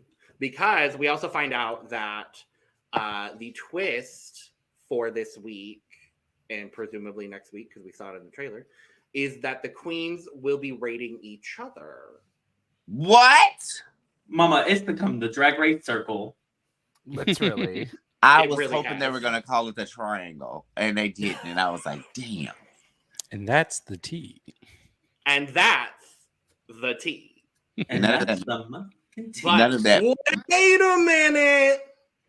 Because we also find out that the winner of this week's challenge gets immunity, bitch. Not only immunity, they get immunity. They didn't say from the next challenge. They said from a future From a challenge. future elimination. That which was the makes big thing. which makes me think that it's just a get out of jail free card. And Mm. honestly, I'm living. No, Yeah. I like this. I Mhm. really like this. I So this is Not- about lip sync. Not If they since, win. not since the atrocious performance of Katy Perry Oh, Miss- never. by Miss Alyssa Edwards in Snatch Game have we had immunity. It was so bad, Ru got rid of it. Well, technically, So bad, Ru got rid of it. She said, "Oh, none of you get it ever." well, technically, they brought it back recently. What with the gold bar? Well, no, Deja Sky got immunity from the Lip Sync Lollapalooza on season 14. Well, Ah, that's but that's part. different. That was because That's because everybody was the in the first lip bottom. sync Lollapalooza, and everybody else was in the bottom. yeah. Well, yeah, Like- but she didn't have to do it. They could have just said, "Oh, Deja, congrats, you win Snatch Game. Also, you have to do this." She Well, didn't have to do they it. did the Lollapalooza because they did so bad. She, That she allegedly lip synced to Did her Levitating by Dua levitating Lipa lip on sync? her own, and Oh. we'll never see it. I was like, so she did her lip sync then. She did By levitating by herself. Dua Lipa. She That levitated. She levitated over the stage, and they saved her. That counts. That Silky part. did hers by herself. Sure. What I'm hoping that they do with this is that the people who get immunity, they have to decide whether they use it before the challenge, but they do it secretly so that we don't have it spoiled until like the end of the episode. Then it's revealed. Or whether like or not they before used the it. the No. results are revealed. Well, it's boring if like- we know like they're safe the whole time. If they play it and it's like, okay, we know that they're I fine. want it. I want it But like Survivor Hidden Immunity Idol. why would they make you decide on if you have immunity or not before the whole challenge? Because then you have to decide whether or not you think you're going to do well at the challenge and not wait until you know you didn't do well at the Like if challenge. it's a design challenge. But that doesn't make it. I think the issue is the fact that I feel like that would end up making it a waste. I feel like It could be, and that would make for good TV if somebody like that's the wastes risk it of completely. That's No, the I risk would- of it. I wouldn't do that. I feel like that would be. I feel like that would be. Also, I feel like that would be so. I feel like the timeline of that would be so weird. It's like you just won and you just got immunity less than like 12 hours ago, and now you just changed and got out of drag and found out what the new challenge is. Okay, now you want to use it now? It's like, damn, you just got it. And see, I think the compromise for me is I want it to be like Survivor Hidden Immunity Idol, where like critiques happen, you're in Untucked, then you have to decide whether you use it if you're in the bottom. Right. It needs to be before the lip sync. So it's like the Golden Beaver, but on it needs to be like yourself. bottom two, and then like, That's Kind of. boring. because That's boring because then that we'll would be know the they're best using part. it. Boring. Not necessarily. You could think you're not going to be in the bottom two, not use it, and end up in the bottom two. That Yeah. makes good TV. Or Yeah, that you makes could be, good or TV. you could easily be somebody that everybody knows is probably gonna be in the bottom, and then you use it, and somebody who shouldn't be in the bottom has to be in the bottom now. Because I'm like, what happens if both girls with immunity I don't like this twist. are... Okay, well, that's not what we're saying is happening. We're talking about our scenarios. We let you talk about your scenario and not give you any shit over your No, scenario. you all didn't like Now my So if the twist. chocolate bar No, has you all didn't nuts like in my it, twist. then And that I'm means just that saying you I are don't like taking my over twist. RuPaul's spot as a judge. I never said I didn't like your twist. Okay. That I was And if you. the I chocolate said bar I has didn't a like it. silver I said I wrapping, didn't that like the means you go position of home where it was at immediately. because I feel like that it wouldn't. I feel like that when it comes to. I feel like that when it comes to the scheme of how shows do immunity and things like that, they never do it that early anyway. They still let you go through the challenge, and then if you possibly need to use it, then you can or can't. I don't know. I feel like that's the issue, is the fact of being like picking immunity before you've already done anything. Yeah, I just don't want it to be too easy. Like too much. Like I want there to be room for people to really fumble it. But also, I want to acknowledge that this is the difference between people like, I'm just going to go ahead and this is no shade to you, Eve, but people like the four of us who watch a lot of competitive reality TV outside of Drag Race versus you who don't watch nearly as much of it. It's like we have that gamer mindset of like, we want to see people not use it and fumble and like go home with an idol in your pocket because we find that entertaining, whereas I understand why you wouldn't. But I feel like that's the same thing as like you still could like. So you're trying to tell me that when you guys when they have Survivor and they have people getting voted out and stuff, they vote them out before they even do the challenge in the episode? No, but Or does that's, it happen at the end of the episode? yeah, You know that's what, different we'll because kinda- there's not big hints whether you're going home or not. There could be, but for Drag Race, we almost always can clock who the bottom two is going to be. Almost always. I know that, but I feel like that's the point, is the fact that if someone knows they're in the bottom two, but they have immunity and they use it, then you're putting somebody who shouldn't be in the bottom. I feel like that comes off better. Okay, I just thought of something cute. What if instead of at Untucked, it happens right after the challenge before the critiques, where they get to choose? Because that way they get to decide, like, did I do good or did I do bad on this outfit? Like, did I sew this outfit well or did I just la-la-ree myself? Did I just, like, or because imagine if, like Sugar and Spice thought they killed the Snatch game. And imagine if they had immunity and they didn't use it. Like, you know what I mean? Yeah. Like, that's where I think that's kind of fun. Like, do you use it after you perform the challenge, but before the critiques? I still think it would be the biggest gag if everything played out the way that it did, and the bottom two were standing there, and before the lip sync, one of them was someone who had immunity, and Ru went to them and asked them, did they want to use it? And they said yes. And they left, and they swapped them out with a bitch that thought they were safe in the bag. So I that's still the think thing. it was so sickening. That's the thing is I hope it's not a la Mastraga, where on La Mastraga, the twist is if you save yourself from immunity, you then get to pick That who would is be in the bottom. That would eat. It eats And on Lamas. That would eat because it's like, baby, you'll never know if you're fully safe. And like I would live too to see a girl have immunity and be in the bottom and decide, no, I'm gonna still save it. Cause I think I'm gonna beat this bitch and I need to use it later. Like that would be sickening too. Cause I thought that, I was like, what if that happened with me, how I would do it? And part of me at first was like, I would use it and keep it until the episode before the finale. I don't care if I was in the bottom before then or whatever. I would fight my way the hell out, but I would use that as a guaranteed ticket to make sure I was in the finals. But it's like, I don't know if everybody would think along that mindset. Watch, all of our speculation is going to be wrong. Wrong as hell. They're going to be like... Wrong as hell. But... What if they just say, like, we get immunity as in, like, they just get a COVID vaccine? You know? Well, hell, that ain't no immunity no way, because then you got to get boosters. Maybe you get pre-boosters for life. Make sure to stay up to date on your vaccinations. Boosters come in future episodes. And that's been your PSA from the cup today. Anyway, not much happens in the workroom stuff before the challenge. I want to talk about Morphine's BBL and the fact that her family doesn't know that she does drag, even though she lives with them.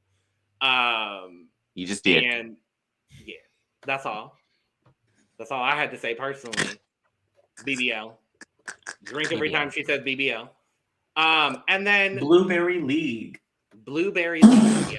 Oh my god. And then Charlize Theron walks in and gives them food. She said, welcome to the neighborhood.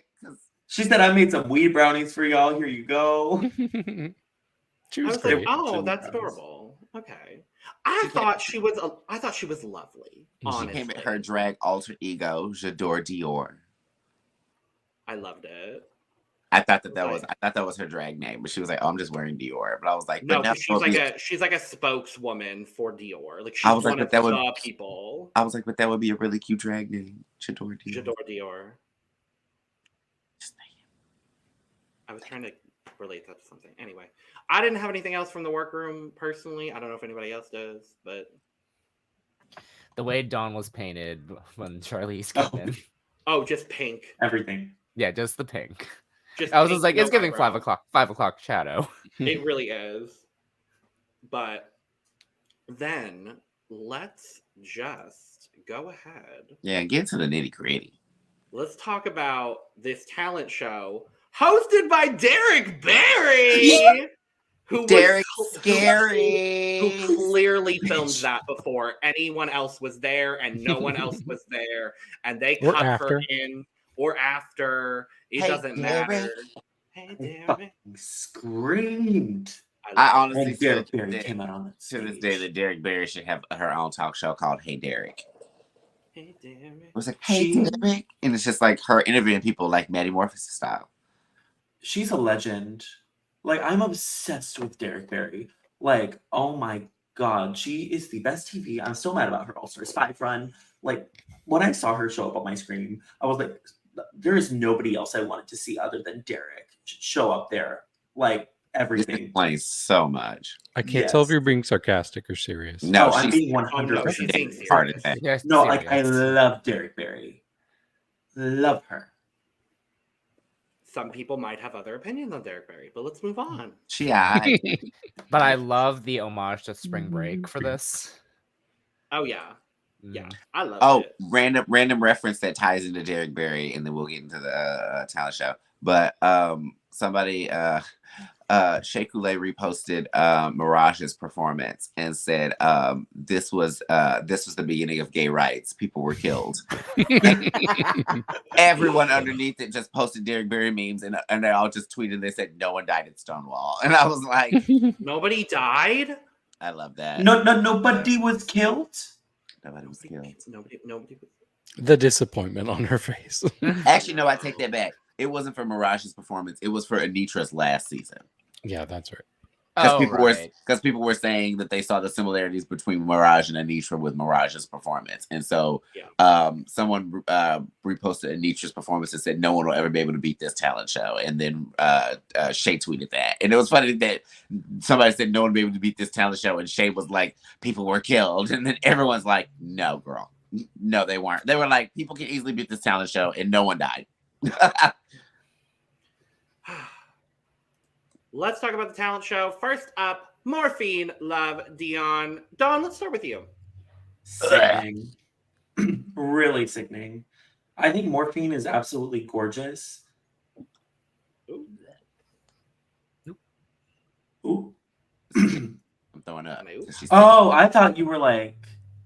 No, I'm gagging. Like get it. So sorry. I was like, what? No, like, again, painted down.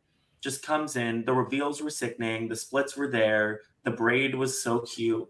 I live. No, Morphine kind of really killed this. Yeah, this was really good. But the way that she like did that split and just stayed there before she did the full split, I was just like, and of course, going back to what I said last week from Canada's Drag Race, the lemon like just like keeping it there. Well, Lemon did not originate that move. Well, I know, but like, but I just love how she just stayed there before it did the full split and just gave. So, and I just love how like she incorporates like the Latina of it all.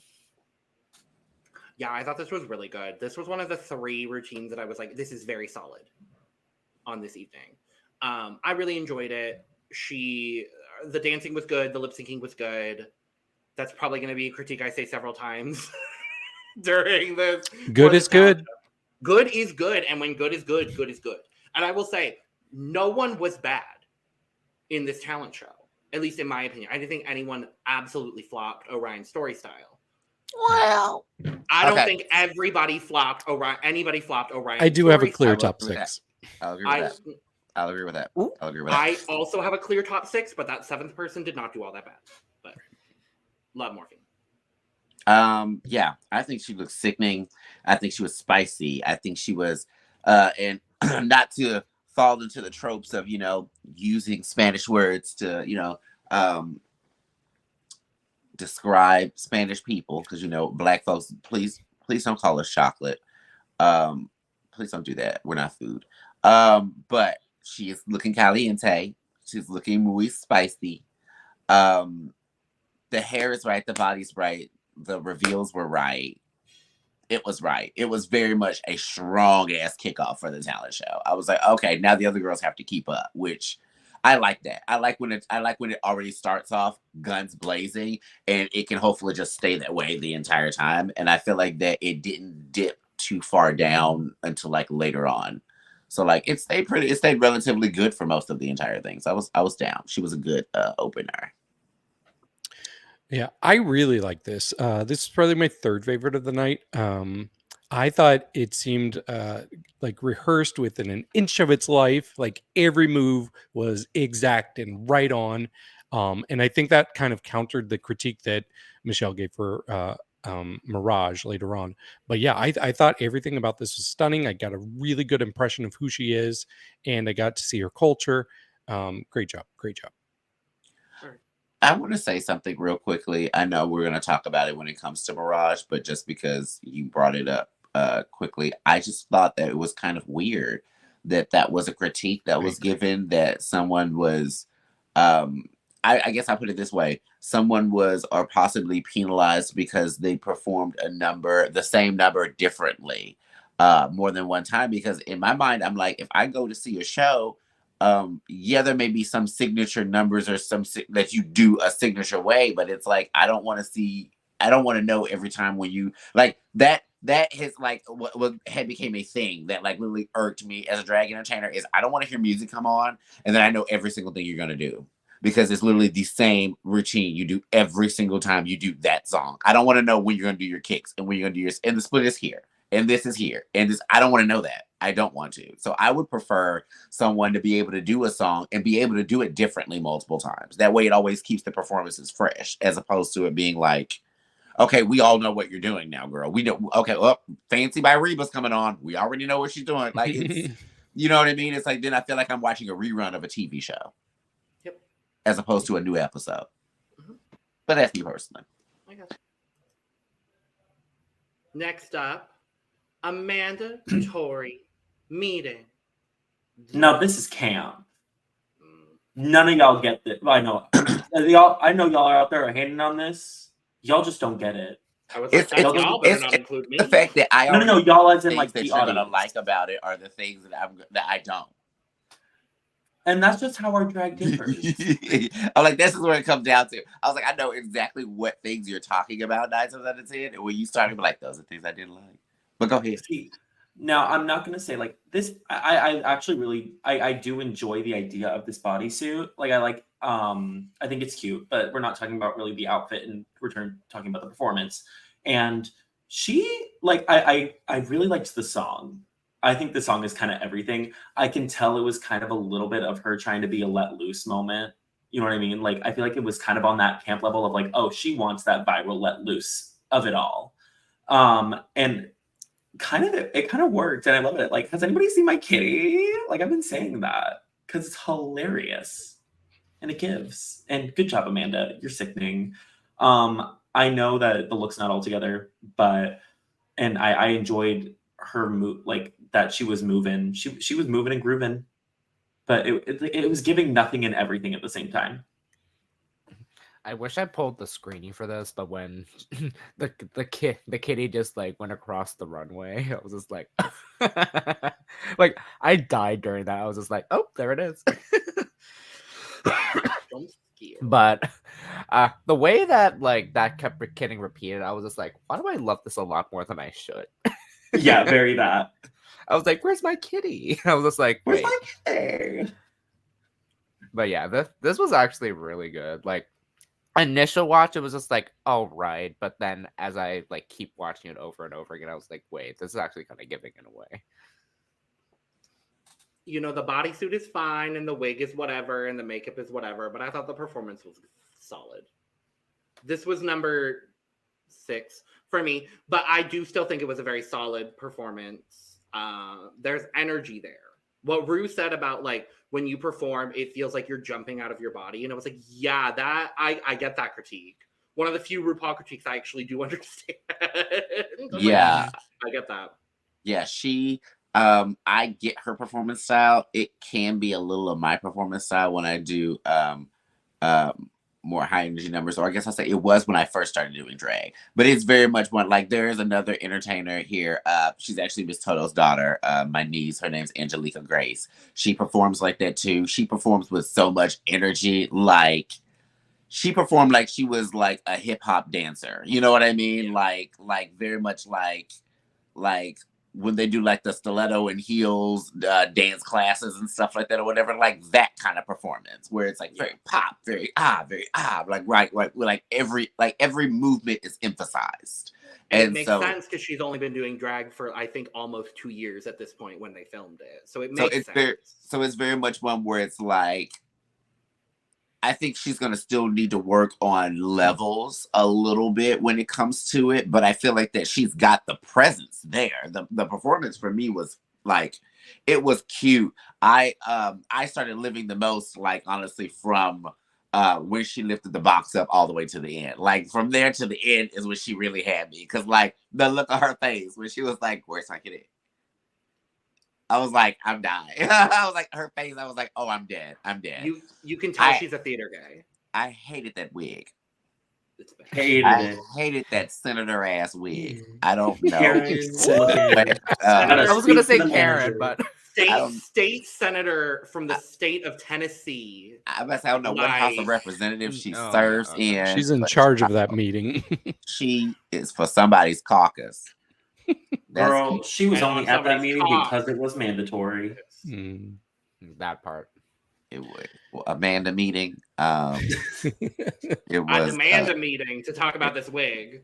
Yes, a demand a meeting to talk about this wig. I also feel like that I wish that I could have saw a little bit more cat elements out of the bodysuit. other than like I like the Whiskers? fact that the furry parts on the side are connected by the straps, and so it makes them look like whiskers. I think it's I ostrich feather.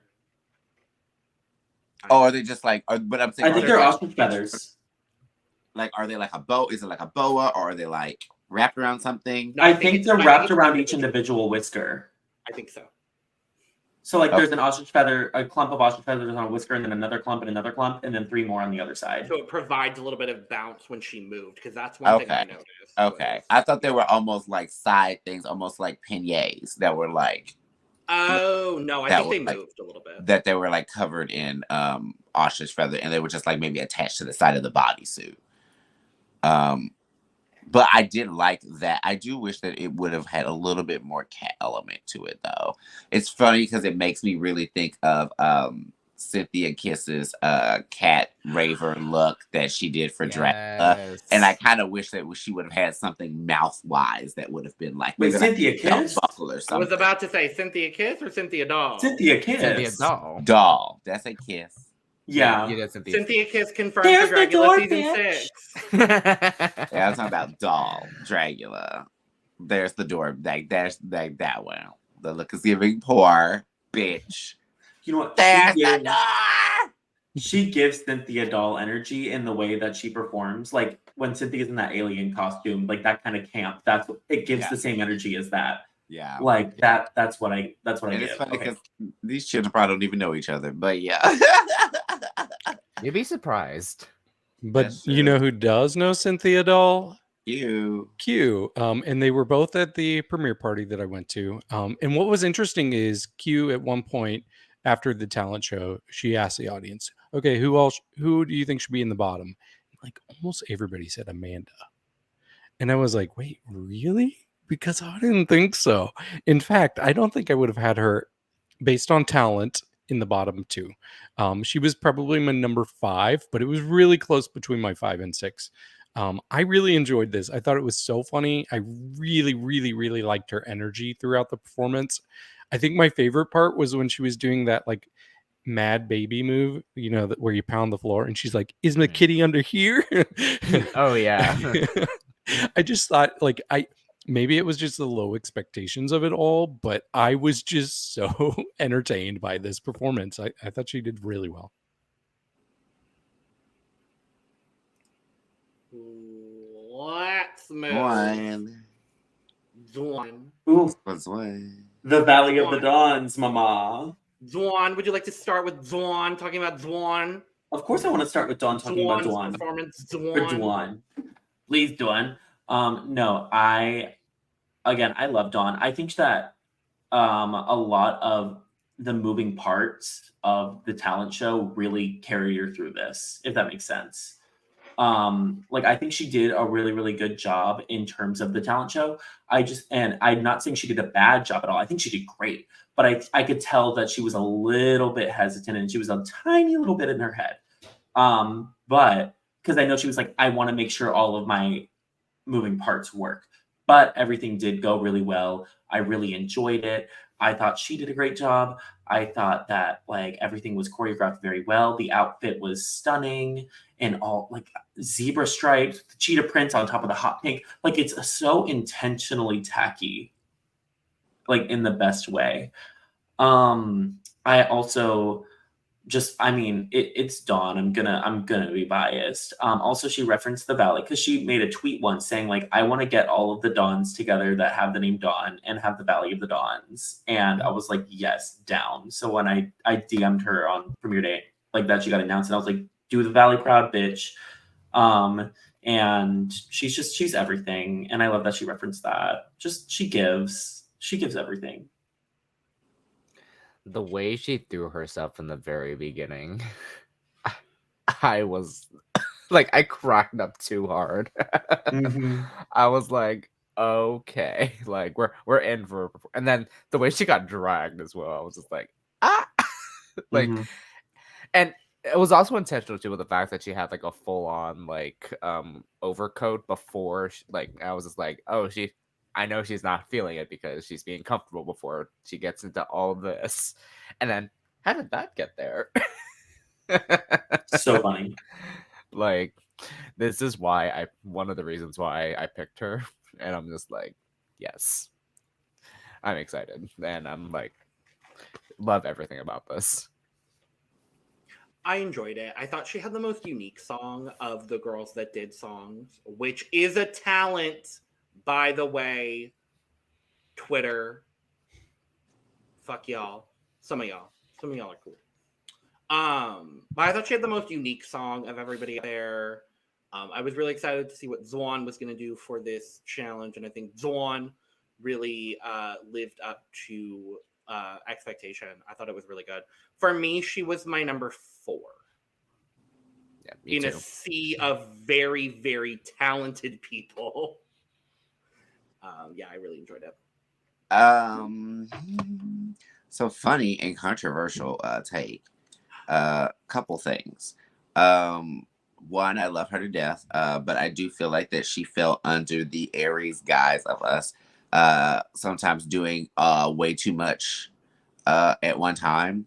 I personally felt like there could have taken a little bit of an edit. I think that maybe, honestly, I feel like that when it came, the thing I think that needed to be edited the most was the song. Oh yeah, you kind of agree. Yeah, I think the song was good. I feel like the song got to its best when she revealed from the first look into this look and was talking about all the different colors and all the different patterns. I was like, okay, this is giving me Dawn. This is giving me like who you are. You're telling us about fabrics. You're giving us personality. You're giving us character. Da da da. And I feel like the first half was campy and cute, but it didn't fully need to be needed, or maybe it could have been shorter, something like that. It almost made me the first half of for that first little part of the song, as opposed to that part when she started taking off and revealing into the outfit and stuff. I feel like didn't really fit the same scheme of the song. It was like when some people come out with a song and then the beat will change halfway through and then it seems like it's a whole different song. It seemed like it was like 2 different raps or whatever put together to make one long song that I was kind of like, some of that could have been edited out, I felt like. But I love the campy, bits where she kind of played on the fact that she's like this elf weirdo fashion nerd, you know what I mean, like with the long arms and you know what I mean, and then the personality with the hand reveal. So I thought it was cute. I thought it was sickening. I honestly though would be okay with this being one of my bottom 2 because it was good, but everybody else was, I feel like everybody was good. So it really is one of those where I'm just kind of like, I'm glad this who is do I want to go back and rewatch over and over and over again? And I haven't rewatched Dawn's performance since I saw it. But we have rewatched My Kitty. I have rewatched and that's We've the thing. all That's why I'm like, she could possibly be down there too, but I haven't rewatched it. Well, damn, I have rewatched it a lot. It's like it's one of those so bad it's good. Yeah, I'm like, I have actually I've watched My Kitty way more than I've watched Dawn's. Oh God. Yeah. So I let you, girl, but it was okay. It was okay for first performance. It wasn't bad. Well, I've rewatched this one, and I do like this one a lot. This was solidly my number 4. In fact, I kind of had tiers of 2 until my bottom one that was All Alone. So this one was closest with Morphine for me. But yeah, I really like this. This is just my kind of queen though. Like this is the kind of queen I really enjoy on Drag Race. And she just like gave us all of what she is in this quick minute performance. So I really appreciated that. I really like the reveals. You could tell that a lot of time was spent getting everything just right. I do think the actual like vocals in the song could have used a little more energy. It was a little like, I don't know. I didn't feel confidence behind that, but everything else I was absolutely living for here. Fair. Let's talk about Q. Come on, Q. This is everything. I will say this has been done in the pageant circuit a lot. Like this, I think it's very unique for Drag Race. But the moment I learned that there has been a lot of pageant queens who have done this exact number multiple times, it kind of soiled it for me. But in terms of entertaining an audience and giving something creative for Drag Race, I have a high appreciation for this number. No, And same. yeah. Yeah, same. Because like I do remember, shoot, who was it that did this in the past? Like, ooh, I Oh forgot. God, it was. There's a lot of them. Like a lot of people have done this number. I've never seen it, but I don't watch a whole bunch of pageants, so I'm not gonna like that. But aside from that, like again, I do agree, like because it's very different for Drag Race. Like I think it's part of the reason why people enjoy this so much. Because like I've seen it done. I've seen this bit done in like movies and TV shows and stuff. Yeah, me too. Mm-hmm. Yeah, many same. times, but not as like a drag performance. I will say this though, and I will say this: I had it as my third. I can see that. I wouldn't have had this one as my top two. Just because I feel like that I wish that I would have seen her do more. Is that just me? Because I feel like a lot of it ended up being the facial expression, which I thought was cute and everything, but like her feet just did this the whole time. I wanted them to cross. I wanted her to be like standing on. I wanted her to be playing. You know what I mean? I wanted her to be doing like I wanted them to do like all this stuff. I wanted her to like do like she was jumping. I wanted to be like a lot, but it was just this and then this. Yeah, like all the There was like a ballet couple moves. like in there. Have you only watched this one, Eve? Because I think she did more. Like She did more do, than like that. jumps and she did splits. Like it She did. was a little more diversified than I think how you're. Have you watched the show, Tamar? I think she did one split at the end. It was like, and then in the middle, she just flat and just sat down on both legs. But you can rewatch it. I mean, that's what I saw. Yeah, and of course this was the only one that wasn't a lip sync. Bless you. Thank you. Well, no, that's a bold face lie, but okay. Oh, Somebody. The top two were not lip syncs. Literally, the top two weren't lip syncs. Mm-hmm. But oh right, yeah. No, what was I going to say though? I was going to say something and now I can't. I do like she kind of went the like Jada Sophia, the Jimbo route. Let's just make RuPaul laugh. Let's just do something weird and quirky. Because RuPaul says that she doesn't have like that kind of humor, but she has that kind of like, oh ha ha, pee pee poo poo. Like that makes RuPaul laugh, And I'm like, this is a smarter version of that, but at that same like it's like, it's like that weird like exaggeration of a certain like a body part that they use, you know what I'm trying to say, like to make RuPaul laugh, like Yara's titties or Jimbo's entire figure in that baloney ghost outfit. That's kind of in that same realm. Yeah, I can see that. Yeah, I thought this was solid. I will actually agree with Eve. This was my number 3 as well.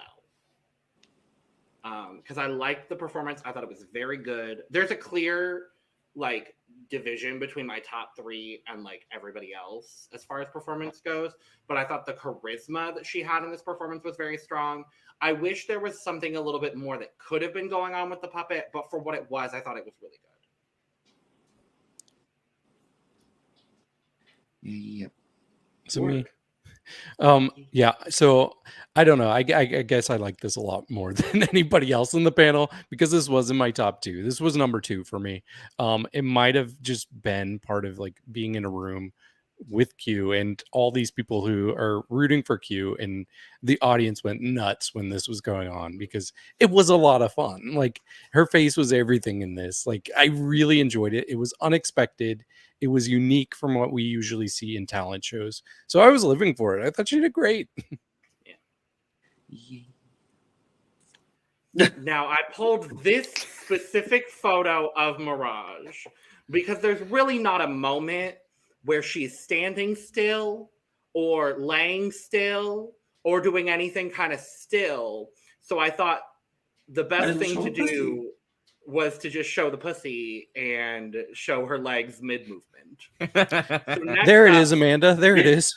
There's the pussy. Yeah.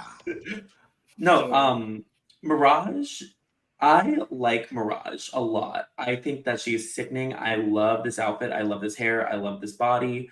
I liked the performance, and I think the stripper heel clacks are sickening. This was my number 3. So I agree with this placement here. No, she gives. I loved the song. The song has been stuck in my head. I have watched this. This is one of the ones that I've rewatched again and again and again.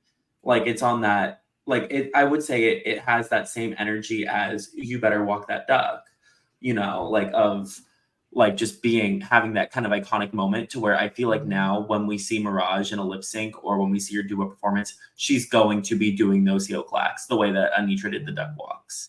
And I don't care. And I don't care. Because it's sickening.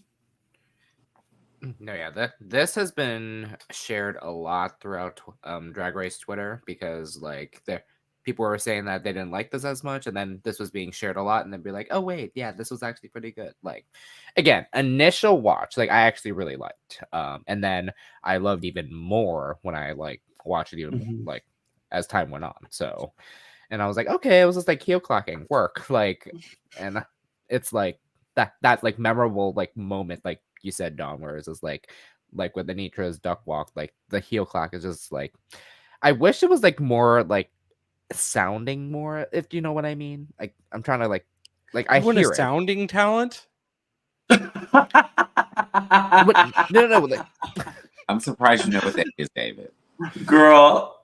no, because like it's trying to like play off like the tap dancing of it all. So it's just like David! Did you wait, Logan? You didn't know? No, I'm obviously new. I was gonna say of you all people. Oh, Now what the fuck is going on in here on this day? You're a kinky bitch. What can I say? Okay, but the podcast doesn't need to know that, Okay. Dawn. I'm so sorry, Brandon. I interrupted your story about sounding.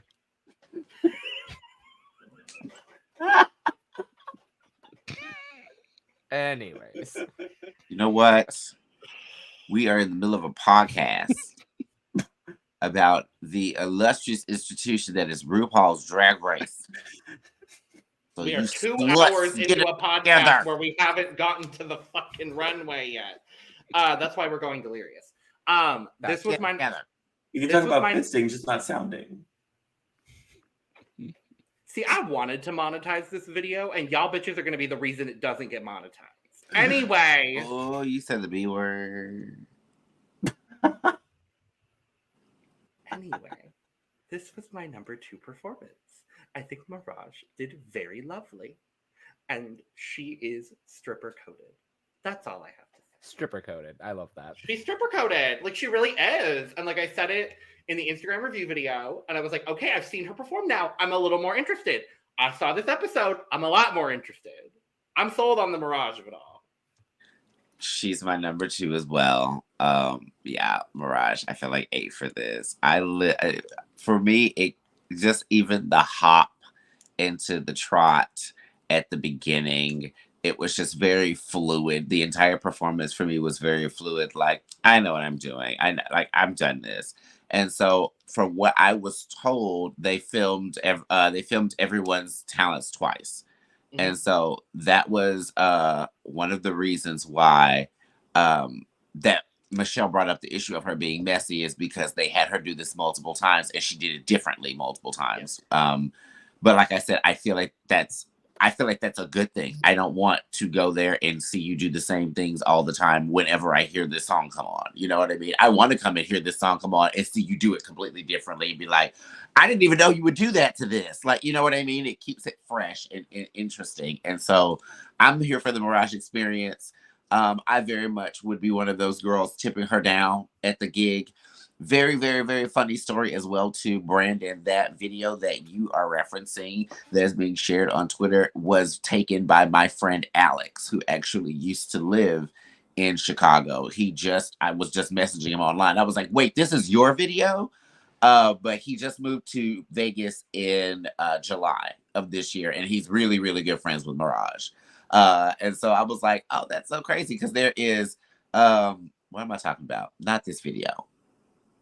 Not this video that's going viral. Have you seen? There is another one that she has Where she's stripper coded. at Piranha. Yeah. That's the one that Alex took. I now just put two and two together when you were like the one that's going viral. I was like, wait, no, this one's going viral. No, he wasn't at Drag Race recording her.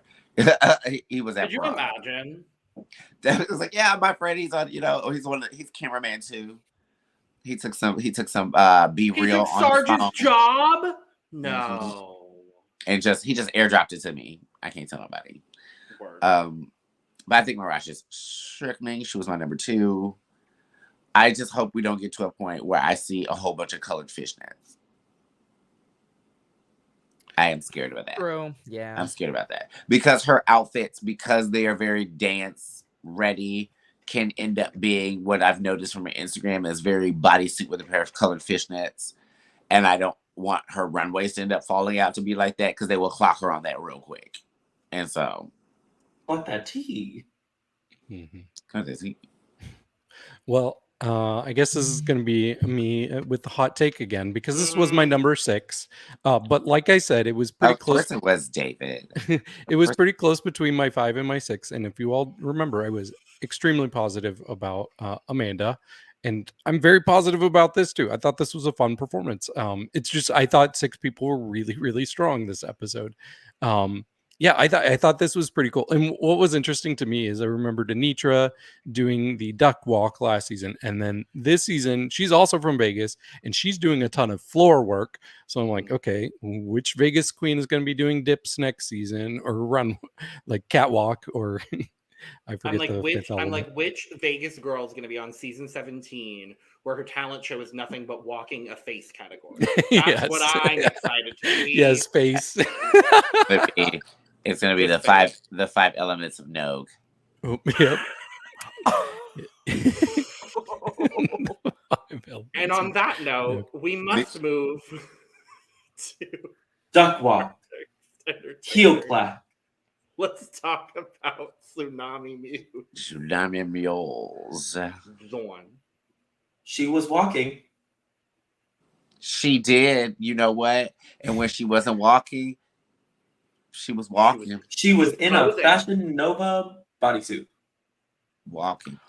This dress is Fashion Nova. She looks very, very beautiful. Because Xunami just looks beautiful.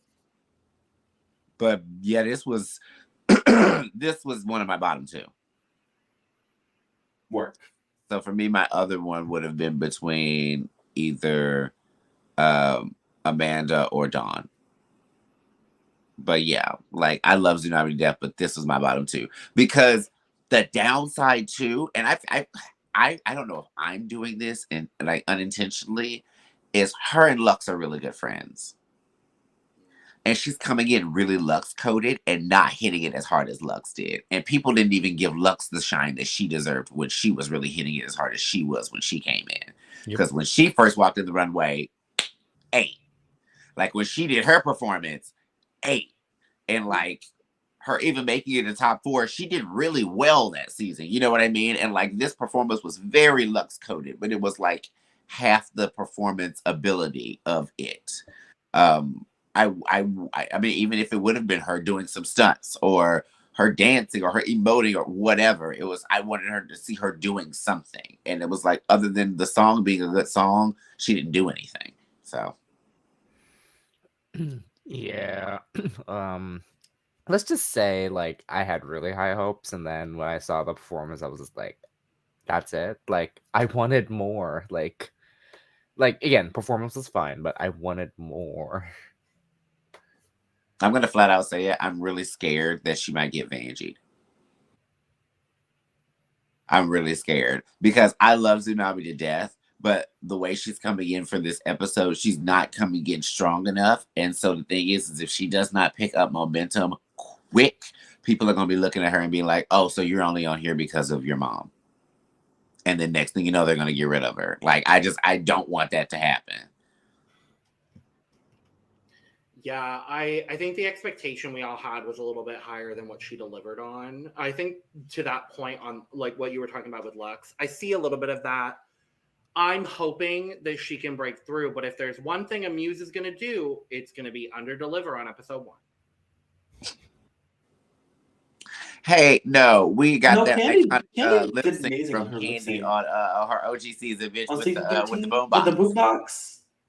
That was cute. That was cute. That was fine. New York City gave birth to me. Fine. But yeah, like I really wish I could have gotten more from this performance, because it's funny. I've seen like them perform, like her, Lana Del Rey, and Lux like perform as a trio together, and bitch, they look like the most sickening version of Destiny's Child your ass has ever seen. Like just bad as hell, hair flowing in the wind, all these fans, all of that, and that was like, where was that energy, girl? Like, you know what I mean? So like, that's a missed opportunity. Yeah, I think the problem for me was when she first comes out, she's like, "Oh my God, I'm on Drag Race. There's Michelle Visage." And it seemed like it was going to be something fun with a lot of personality, but then suddenly the personality just got sucked out of the whole performance. And it was just so monotonous. Even like the melody of like the verses or whatever, it was just so monotonous the whole time. And it didn't really go anywhere. She didn't really perform it. She just kind of walked it, I guess. Like, I didn't think it was horrible. I just, based on the bar that was set by everybody else this episode, it just didn't reach that. And I was so excited for her. Like, I was so excited because I had 2 drafts I was in, and one I was able to snatch her up. And now I'm like, oh, I hope I didn't make a mistake. I really think she has a lot of potential, and I hope we see that in future episodes. I'm like, girl, even Monica gave us a dance move. When Not a Soul Can Clock. Like, hell, I was about to make that. Yeah, I was gonna say like I wish there was at least something that was like memorable about this, but I literally don't remember it. I couldn't tell you how this song goes, and this is an Ocean Kelly bop. I know it was a rap, and I know it was hot, but like the bars aren't that memorable, and there's nothing to attach it to the like there's not certain parts of the performance I'm like, oh, I remember this lyric because you did this at this point. Like that's how it was. Yeah, he did Candy Song in All Stars, right? He did Candies in All Stars, Lala's in All Stars, and I believe Lala's in All Stars was nasty. Chocolate? And then Angie's on season 14. Yeah, Ocean Kelly's been doing a lot of the bops for the girls recently. And cornbreads, right? Did you say that? I believe, and cornbreads. Yeah, he did cornbreads. I know that for sure. But yeah, shout out to Ocean Kelly. Shout out to Ocean Kelly. And last up, Sapphira Cristal. Sickening. Like, this was everything, because I knew that if she just came out and did a beautiful opera number, like, we would have all lived. But you know, Monet, she would have had to have that on Monet level, you know. And as sickening as she was, like, I loved how she put that comedy twist on it, so that way it had something that was different from what Monet did. Even if, like, the song, I know that I've heard that song before. I know that's not the translation, and I think it's hilarious that she did this. And when she did it, she like just like oh, my father, and then like pointed to RuPaul. My beloved father. My beloved father. Why do you point at me when I said my beloved father? You know why. And she orbiting. Deadpan and quick. I was like, this was so, like, when the leg reveal with the slit, like, I was like, that is everything, and then going into the split, so good. I love this jewelry. It just, like, girl, her skin is literally on another level here. Like, her hair, everything. Her face. I know we've been talking about Morphine's mug, but my God, Sapphira's face is stunned. It like I said, she calls herself the Grand Dame, and she gives that just in the face. She looks like Black royalty. Like when we say queen, she looks like a queen. She looks like she rules shit. And like, I thought this was just absolutely sickening. I love the fabrics of the outfit that she has on. I think it looks gorgeous on her skin. It's just all these like, it's like either like a chocolate brown or a really deep purple or like something like that. And I really love that color palette on darker skin tones. Because it makes me think of like Victoria Monet, who does a lot of like chocolate browns on, and like she just looks gorgeous in that. I love the fact that she took the funny route to this, because I did prefer this over Monet's. But I do think part of it is because I do think the song that she chose had more levels when it came to the variation of high and low notes that she would hit in it, as opposed to the version Monet did, where she just did it in one tone pretty much the entire time. And so I feel like that also made the campy, sticky part of it even funnier. But it was clean. It was very, very clean. I'm very glad that she didn't go first. I'm very glad she didn't go first. I think they were strategic to put her last. So like, I'm so glad they left her for last, because I also feel like we would have judged the other girls 80 times harder if she would have been first. I would have been like, you have to compare with that. And none of them did, really, for me. So, like, yeah. And that was kind of the same surprise with Monet going last when she did that talent show. Oh, yeah, she did go last, didn't she? Mm-hmm. No, yeah. The one thing I loved about this was the fact that like the screen was there, and I was just like, "There's no way that's like the lyrics." And of course, even on the pit stop, Trixie clocked that. Mm-hmm. She's like, I know Italian. I'm Italian. She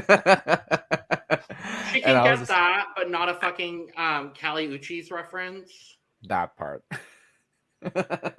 Trixie didn't get the Kali Uchis reference? Absolutely not. Neither did Jimbo.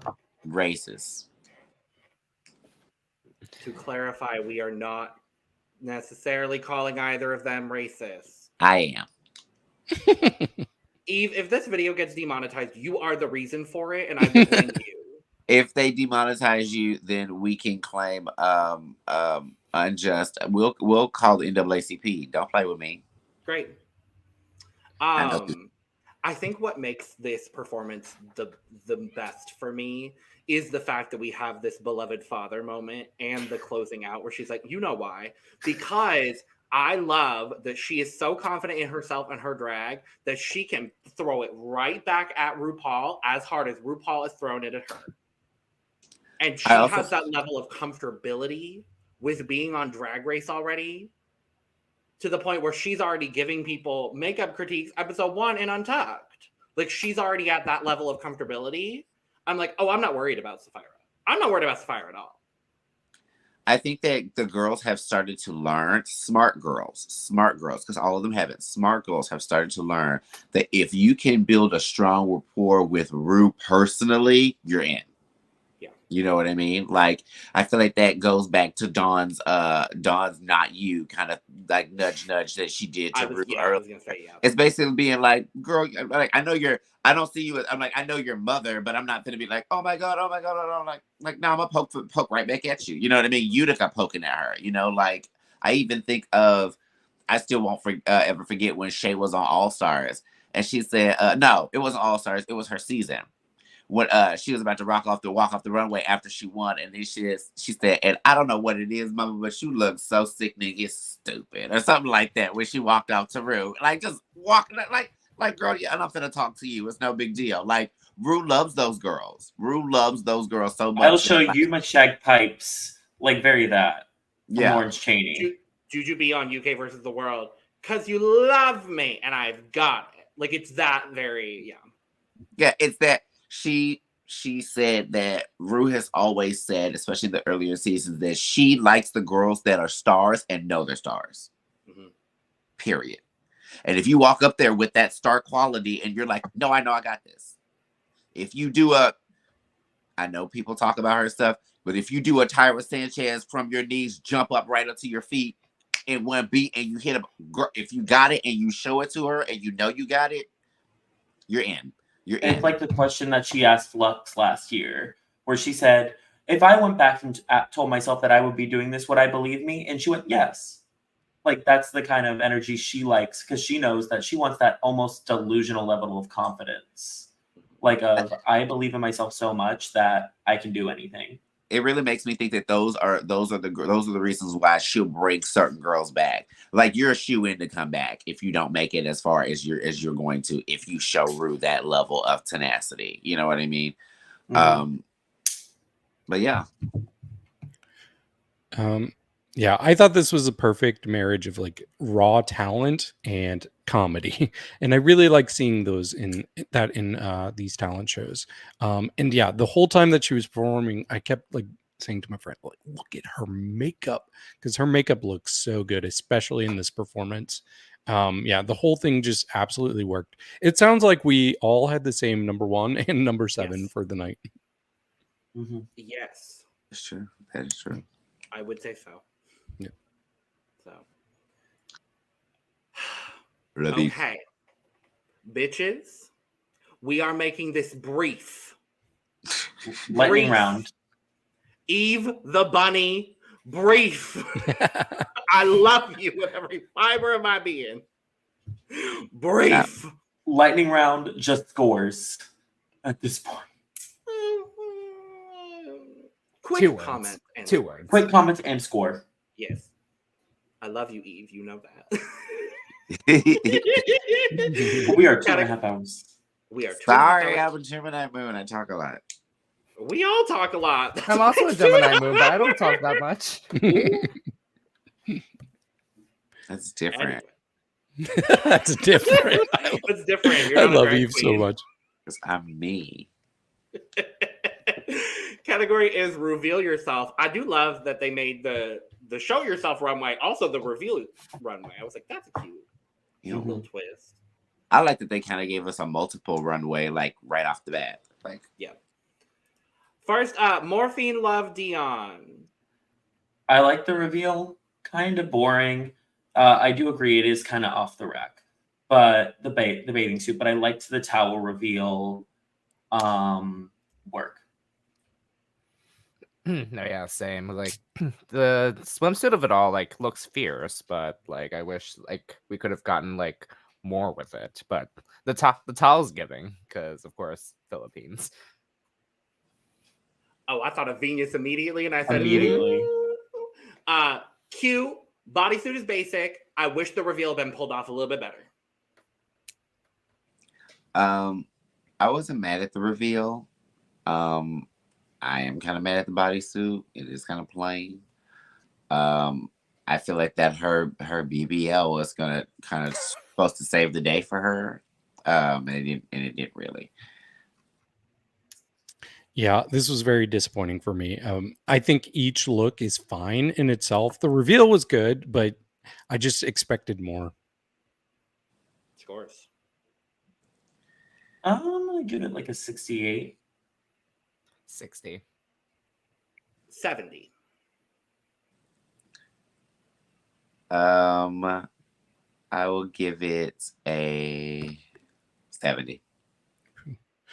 I'm the mean one, 52. I'm not surprised. Mr. Grinch. Come on.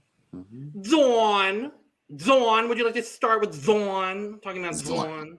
Again, coming from my brand wearing purple. I'm watching you, bitch.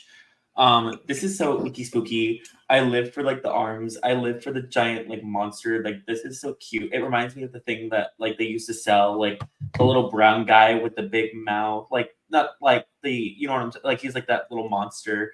Like that thing. That's what it reminds me of in the best way. I love that the blood splitter worked on.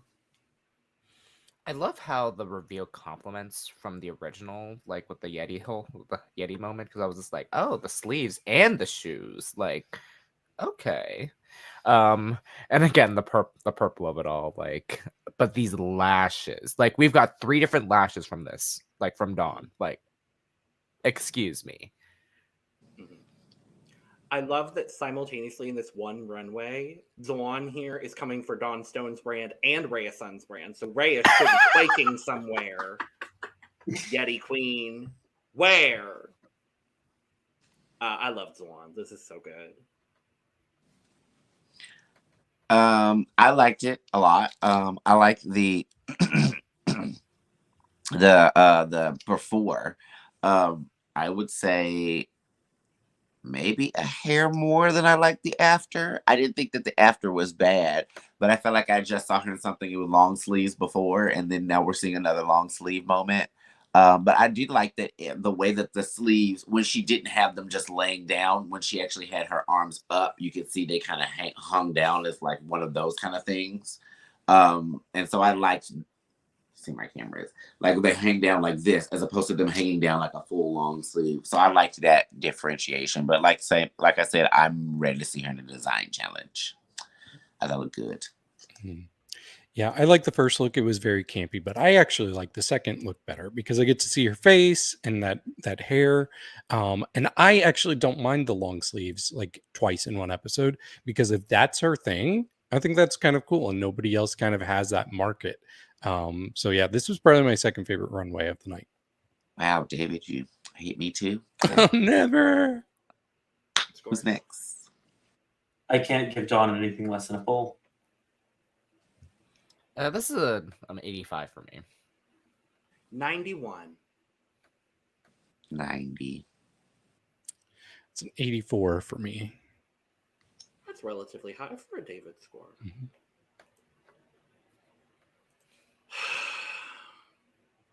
A mandatory meeting.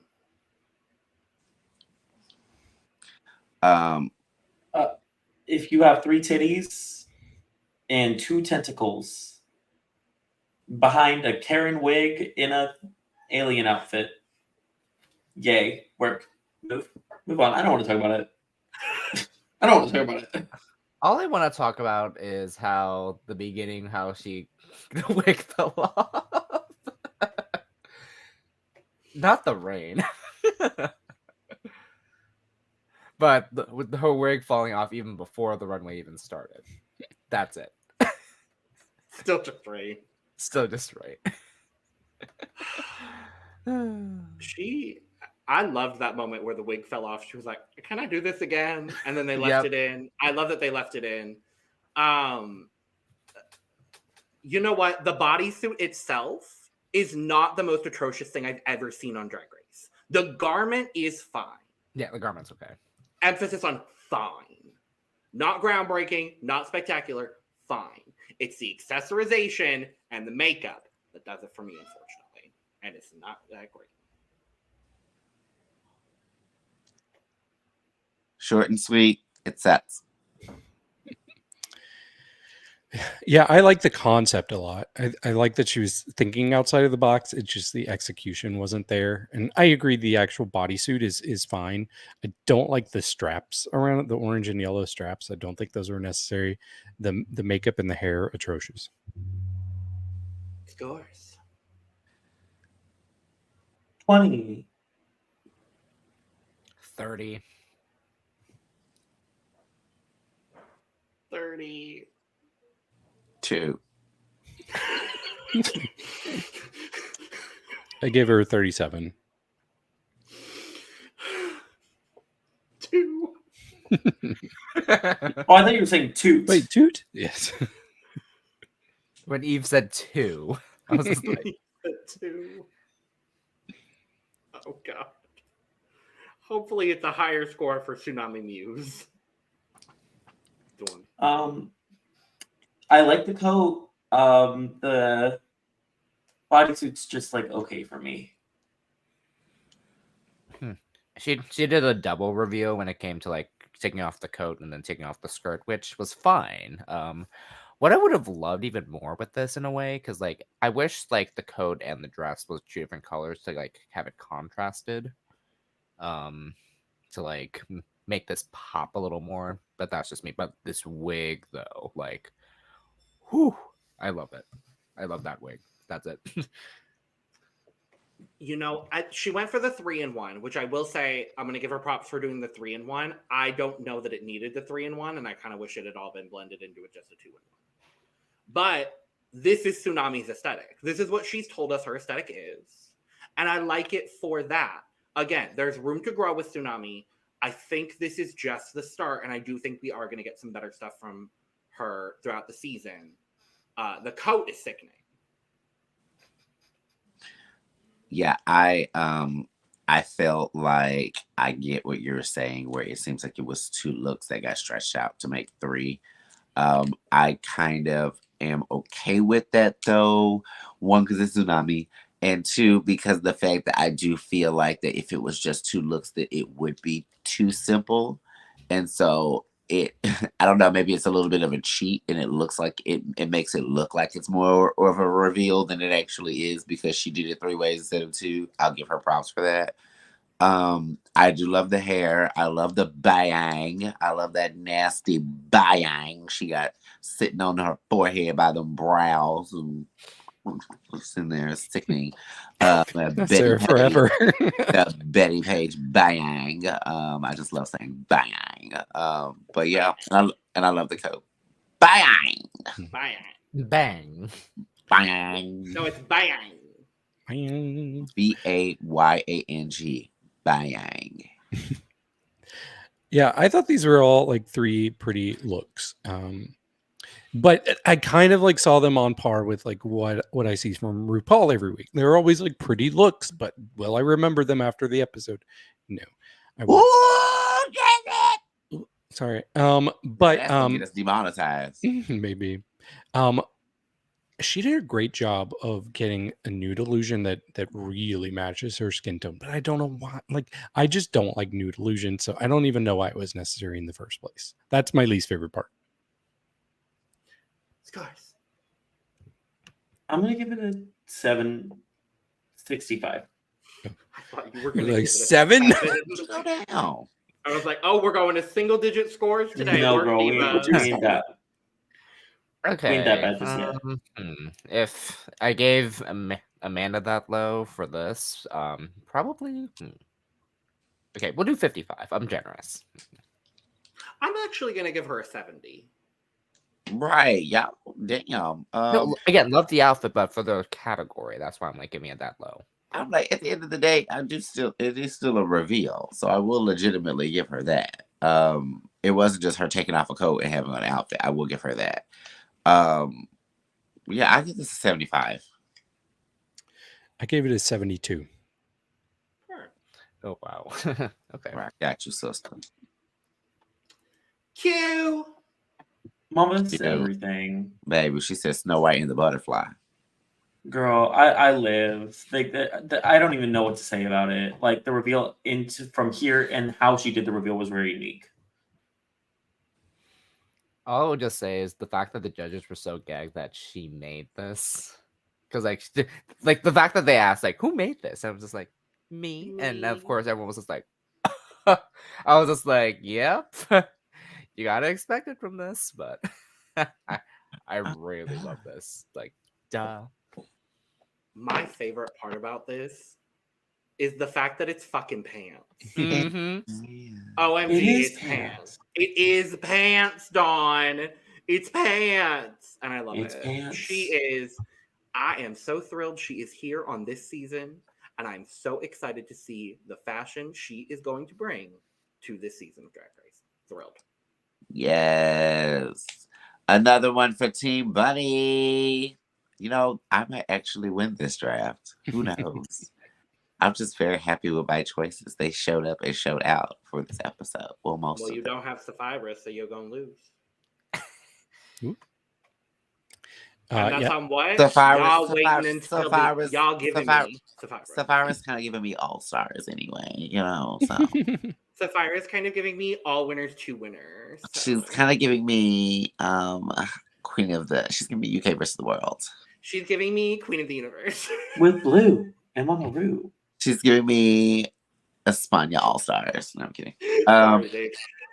No, but yeah, I loved Q's look. I thought it was cute. I will say that I was surprised, to be completely honest with you, that that's what the reveal was going to be, because the look took me in a completely different direction. It took me towards more like a Scarlet Witch Marvel villain kind of vibe. So then when Butterfly came out of that, I was like, oh, wait, okay, maybe she was like a a black moth or something. You know what I mean? Like I had to like reprogram the way I was looking at it to see more insect. Which I mean, I don't even know if that's what she was giving. Was that what she was giving? I feel like that's what she was giving. Mm-hmm. Okay. I was like, was that just me? Did anyone else get butterfly Yeah, that's what I from got the too. reveal? Okay. Mhm. Butterfly in a cocoon. Right. Mhm. In a living cocoon. But yeah, that's what I got out of it. I liked it. It was sickening. Yeah, this was my favorite look of the whole episode. I thought it was so clever. Two great looks by themselves as well. Yeah, and it was so cool, like watching her get emotional when she was talking in confessional about how she's so happy that after all the nights she spent working on her craftsmanship, that she's really being seen. And I was watching her, and she was just like tearing up. It was so sweet. I love Q. I love her.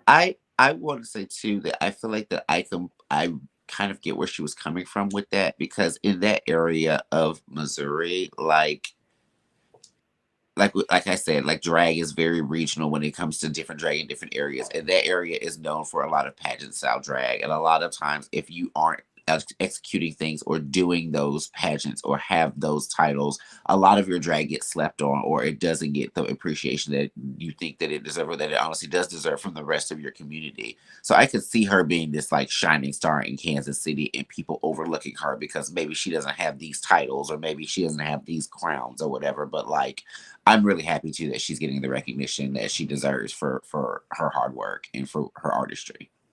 Me too. Missouri killing it again. That's right. But if you're in Tampa, I guess you just do bad drag, David.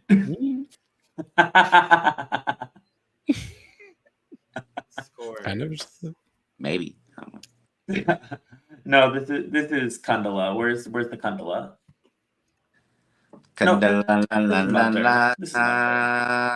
Mugler.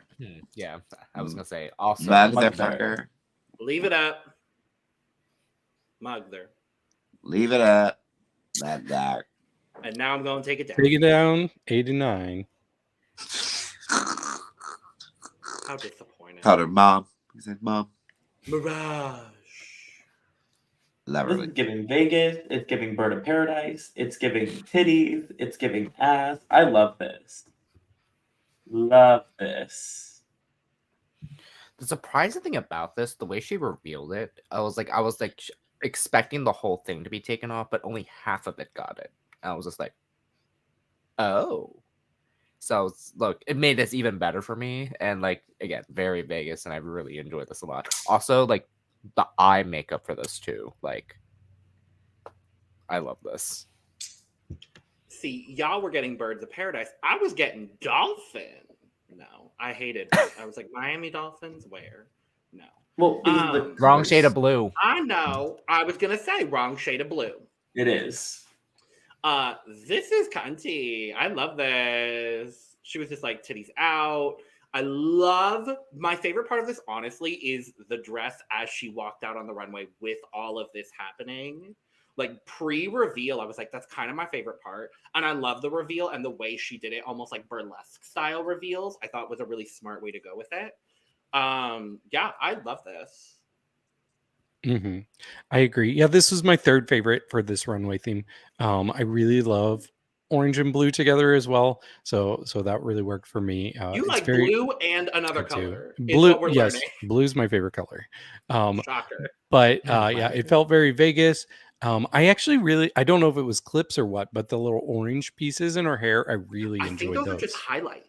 Okay, yeah, I but think either those are way, probably like individual tracks, either sewn or clipped into the wig itself. it made this like a very youthful look. Just gave like a little hint of youthfulness. The only thing I wasn't crazy about were the bouncy boobs. Like I don't know, it just felt like a little like awkward with this look. So I get it. Yeah, definitely. and Eve thought it was so bad that That she she left. hopped away. She left. No. No. I was looking for this picture, but I can't find it. But I hope that you guys remember what I'm talking about. I don't know if it was by Christian Louboutin Louboutin, or if it was Christian Louboutin inspired or Dior inspired. But what I got from when she did the first reveal where she kind of folded everything down was the pink and black dress that Cardi B wore. And I think it was on some like red carpet. I can't remember which one of those it was inspired, but it was it had almost like this sea. Okay, it was like almost this seashell kind of like Birth of Venus kind of look where she didn't have anything up top. Exactly.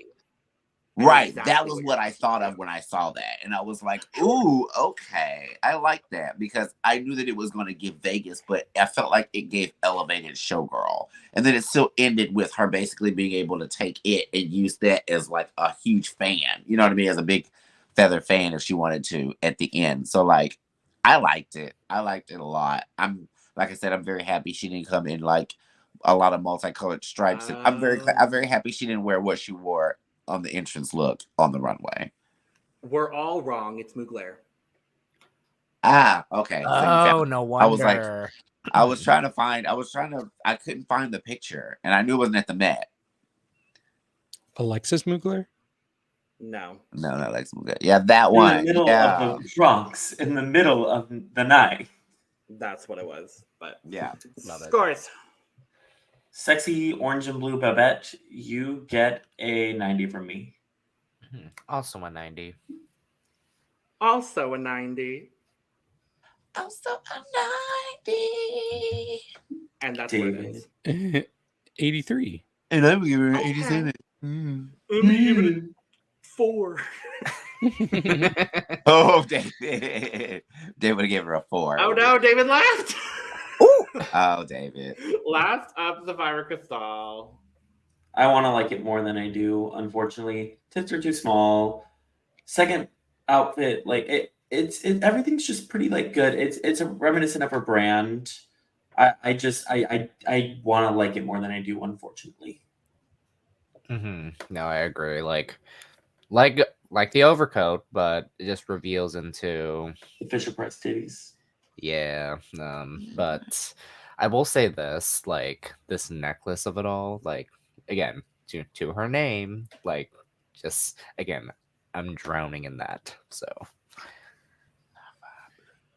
Now I love Mother. Mother is Mother. This wasn't it for me. I like the first look, but when she revealed into the purple, it was atrocious. And this final bodysuit, I don't think was bad. I like this with the strap. Obviously, is a clear way to hide baby's first boobies. But I like the way that it's cut. I thought the reveal of it was fine. The cut of the bodysuit is actually really nice. Not my favorite thing on the runway, but still okay. I think it started off really sickening. As well. I wasn't the craziest with the outfits that were revealed. The second one I wasn't that mad at. This last one is giving me like Matron Mama Morton goes swimming in the 50s or something. In a design challenge. It's very like design challenge. You did, if this was unconventional materials design challenge, work diva. But it's like, you did a bathing suit for a housewife in the 50s is what it is. Sure. What it gave me. So it came off kind of matronly. Like, I know that you're an older girl, but it really aged you to be like you damn near Grey Garden's old and all this mess and all these drapey fabrics and stuff. You look stunt though, but get out your grandmama's closet and come play with us, girl. Come play. The first thing I'll say is let's all look at that top picture and just look at her face and hair. It was so good. So good. She's probably got one of the best faces ever. She looks like she'd be starring in A Raisin in the Sun. I don't know. Something about that hair. Yeah. Like, you are giving me that is a black girl Broadway wig. I can see that. I also really, really like the first look. The problem is when there's a reveal category, I want it to be at least lateral in quality or an improvement, and it was not that for her. It definitely got worse. And yeah, I like everybody said, I didn't like the boobs. It reminded me of Boa in the Design Challenge season 1, episode 1. Potatoes on And her the potato boobs, yes. Not potato titties. It was the same like distance apart. It was. They were the exactly same. that. They probably were the same boobs, just in a different shade. Oh. Yeah. But yeah, I did not hate it overall. I think I probably liked it more than most people here, but yeah. Skies.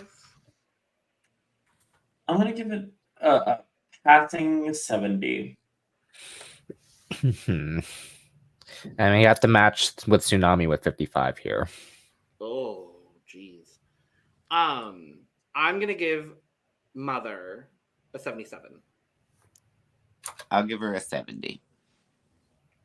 Logan, you took my score, 77 for me too.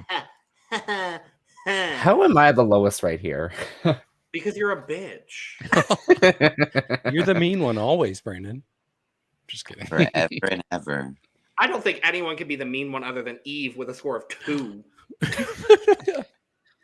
Anyway. Y'all saw this shit she had on. I did.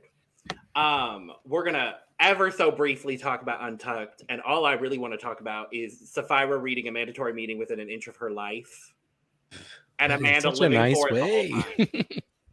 I loved it. I was like, Mother is mothering in this moment. Mm-hmm. Like, I'm not mad at She this. was. And obviously Amanda took it as a compliment, and I loved it too. Right. And I do want to like bring up the fact Amanda was talking, it showed in confessional. She was like, they're all talking about all the negative things about me, but the judges were saying so many positive things. And it cut to the judges. They were very positive. Yeah. And what kind of made me sad, I have a special place in my heart for Amanda, even though she's not the best. She's clearly not ready for this. But if you watch her during everybody's performance, Mhm. she is living her best life, celebrating her sisters. And I'm like, Yeah. you are such a good person and Yeah. good sister to these queens. And you know what? There's room for both, like the encouragement and the tough love. But it just Yeah. was kind of hard for me because I don't think she got that encouragement. It was just the tough love. And I think go ahead, Don. I think Amanda, in a way, is storyline wise, is very similar to Heidi on season 12, where we love her. She has an amazing personality. We love her sense of humor. But there are some polishes like that, some polishing that needs to be done with her makeup and with her aesthetic. But once she gets there, she's going to be unstoppable, just like Heidi. They have girls. They have girls like that, like every 3 or 4 years. Like Shangela was the first one. Yeah. Where we're Oh, like, it's you've got very- all the personality. You got all the personality. You've got all the talent. We just need your drag to catch up. Mm-hmm. Exactly. With a few more years and a bit more money in her pocket, she's going to be unstoppable. Yeah. The other thing too is she's been all over social media too, talking about how like, oh no, I loved like what Sapphira did in Untucked, and also going all over social media defending all of her sisters. She's so sweet. In her own comment section, defending Morphine. After everybody's been talking shit about Morphine to her, being like, no, that's my sister. Like, don't. Yeah. This was filmed almost a year ago, y'all. Like, if you love me, don't come for her. If you love me, support me, don't come for her, because that's not going to be... Right. Yeah. But People think the two are congruent, and they aren't. If you don't like someone on Drag Race, if you don't care for something that someone does on Drag Race, you don't have to send negative things towards them. You can just send more positive things to the people that you do like. Exactly. Also, y'all, Untucked Lounge is back. Thank God. It's not an Interior Illusions Lounge, but I will take it. We got the shade button back, too. And I love the first thing. Dawn walks in. Thank you. Dawn walks in and goes, I just have to. Yes, Dawn. A little pound cake was there. And Well, there's how the can Jan you reference that Dawn made. Also, Untucked, sponsored by Lush. Did y'all see that? I didn't know that. Lush has been sponsoring Drag Yeah, Race for a no. long time. They had a Lush logo in the background, and then like all of the walls if you go back and look next week too, all the walls in the background are just filled with like containers of bath bombs. That's everything. I'm like, that's kind of cool. I was like, I want to know what that lounge smells like. Ooh, my bag's back would be heavy. It smells I bet it smells like a Bath and Body Works. Every single day I was there, I would always take a bath every night, and I would always take a yes. bath. I would take a bath bomb from every day we were there. Absolutely. Every single day. Stay in that damn hotel tub. Yeah. But yeah, so we have our Rated Queen, and that's the tea. They gave out the tea. And we find out that the top 2 of the week are Q and Sapphira. Yay! And I also say that I'm surprised that Amanda didn't, or maybe we didn't see that Amanda voted strategically when it came to her Rated Queen, because she said she was doing purely out strategy, but it seemed like with the cutscenes that she was voting. I was gonna say, like, voting strategically and then putting Q as number 1. Yeah, I was like, if I would have voted strategically, I would have flipped all of my votes.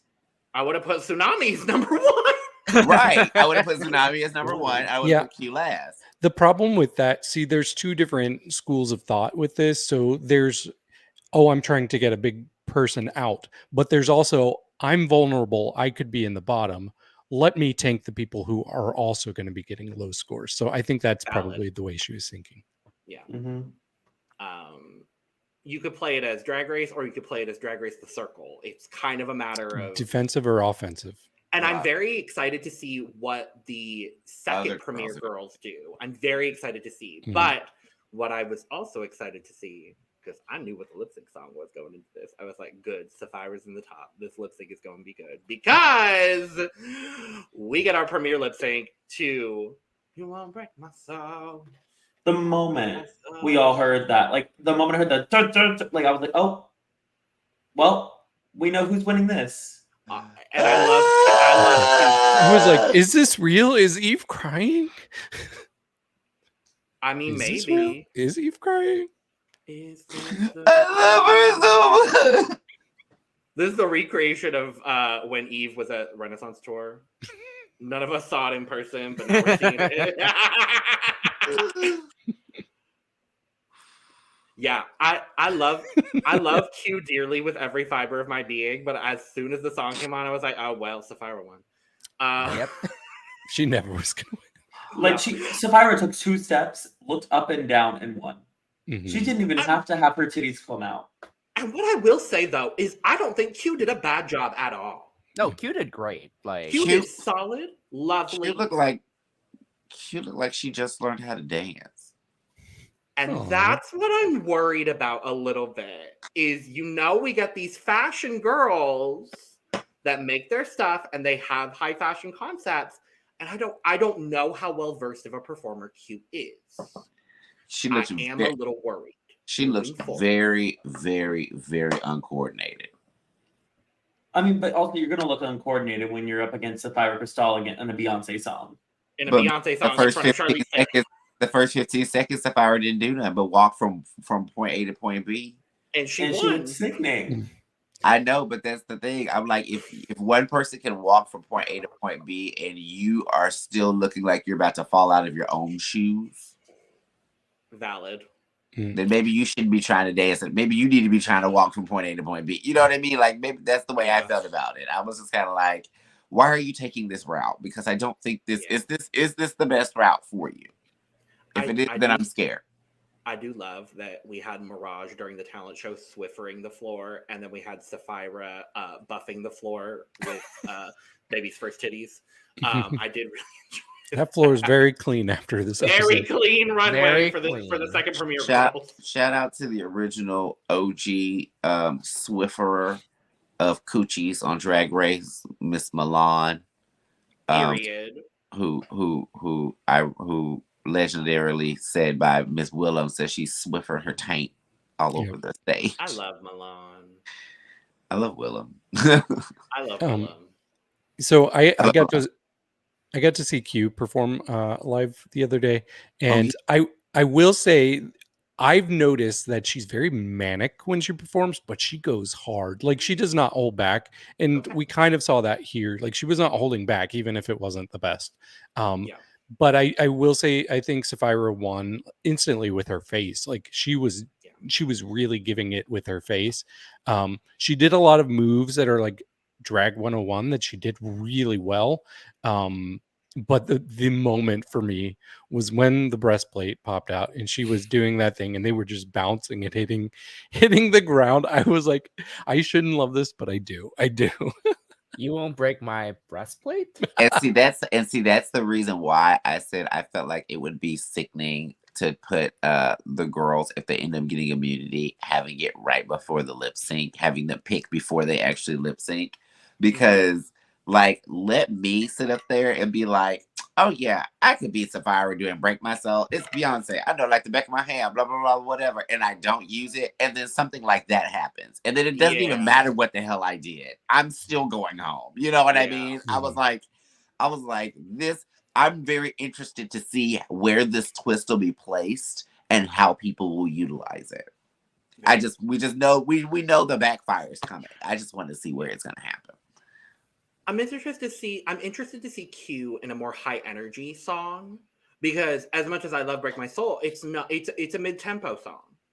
And I think Sapphira did a really good job of hitting that mid-tempo and doing exactly what she needed to do in the moment.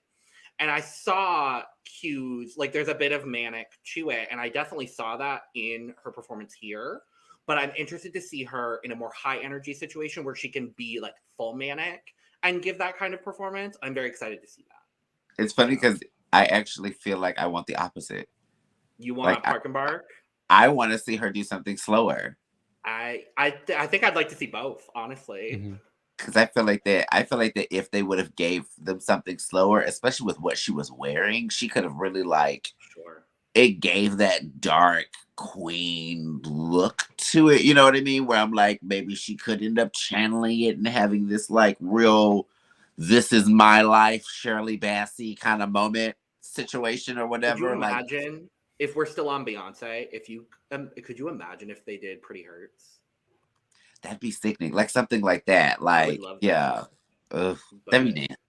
The clear winner, obviously. Hello, Mother cleared the whole episode. She is the sixth person ever to win the mini challenge and the maxi challenge on their first competitive episode. Work. Yeah. Amongst, I think Ben de la Creme is on that. Angie is on that. Pandora Knox is on that. And I don't remember the other two, but shout out to Set Her Aside because I saw that on Drag Race statistics. Yes. So, y'all, we're going to get out of here because it's been 3 hours, but thank you so much for joining. We will be back next week to talk episode 2, second part of the premiere. There's no draft update this week because I'm just going to do it next week when we have all of our queens having participated in at least one episode. So thank you for joining. Make sure to subscribe if you have not already, because if you've made it through 3 hours of this buffoonery, nonsense, and tomfoolery, then you clearly like us a little bit. You watch it 2 times speed, like David does. That's how you do it. And that'll be half the time. Exactly. Hey, you might have only listened to this for an hour and a half. Make sure to follow the socials at The Cup Pod on Twitter, Instagram, and TikTok. Make sure to follow all 5 of us on our socials as well. If you're in the Tampa area, book Dawn and go see Dawn. If you're in Chicago, book Eve and go see Eve. Go see Brandon on Twitch. David does things on social media occasionally, and I'm here. And you could also go get your merch down in the description below as well, including but not limited to cup, mug. And with all that being said, cheers. Cheers, bitch. To this episode. Where's my kitty at? My kitty. Oh, she's right behind me. There's my kitty. I want to introduce you to my friend. She's my kitty. My kitty. Is she under there?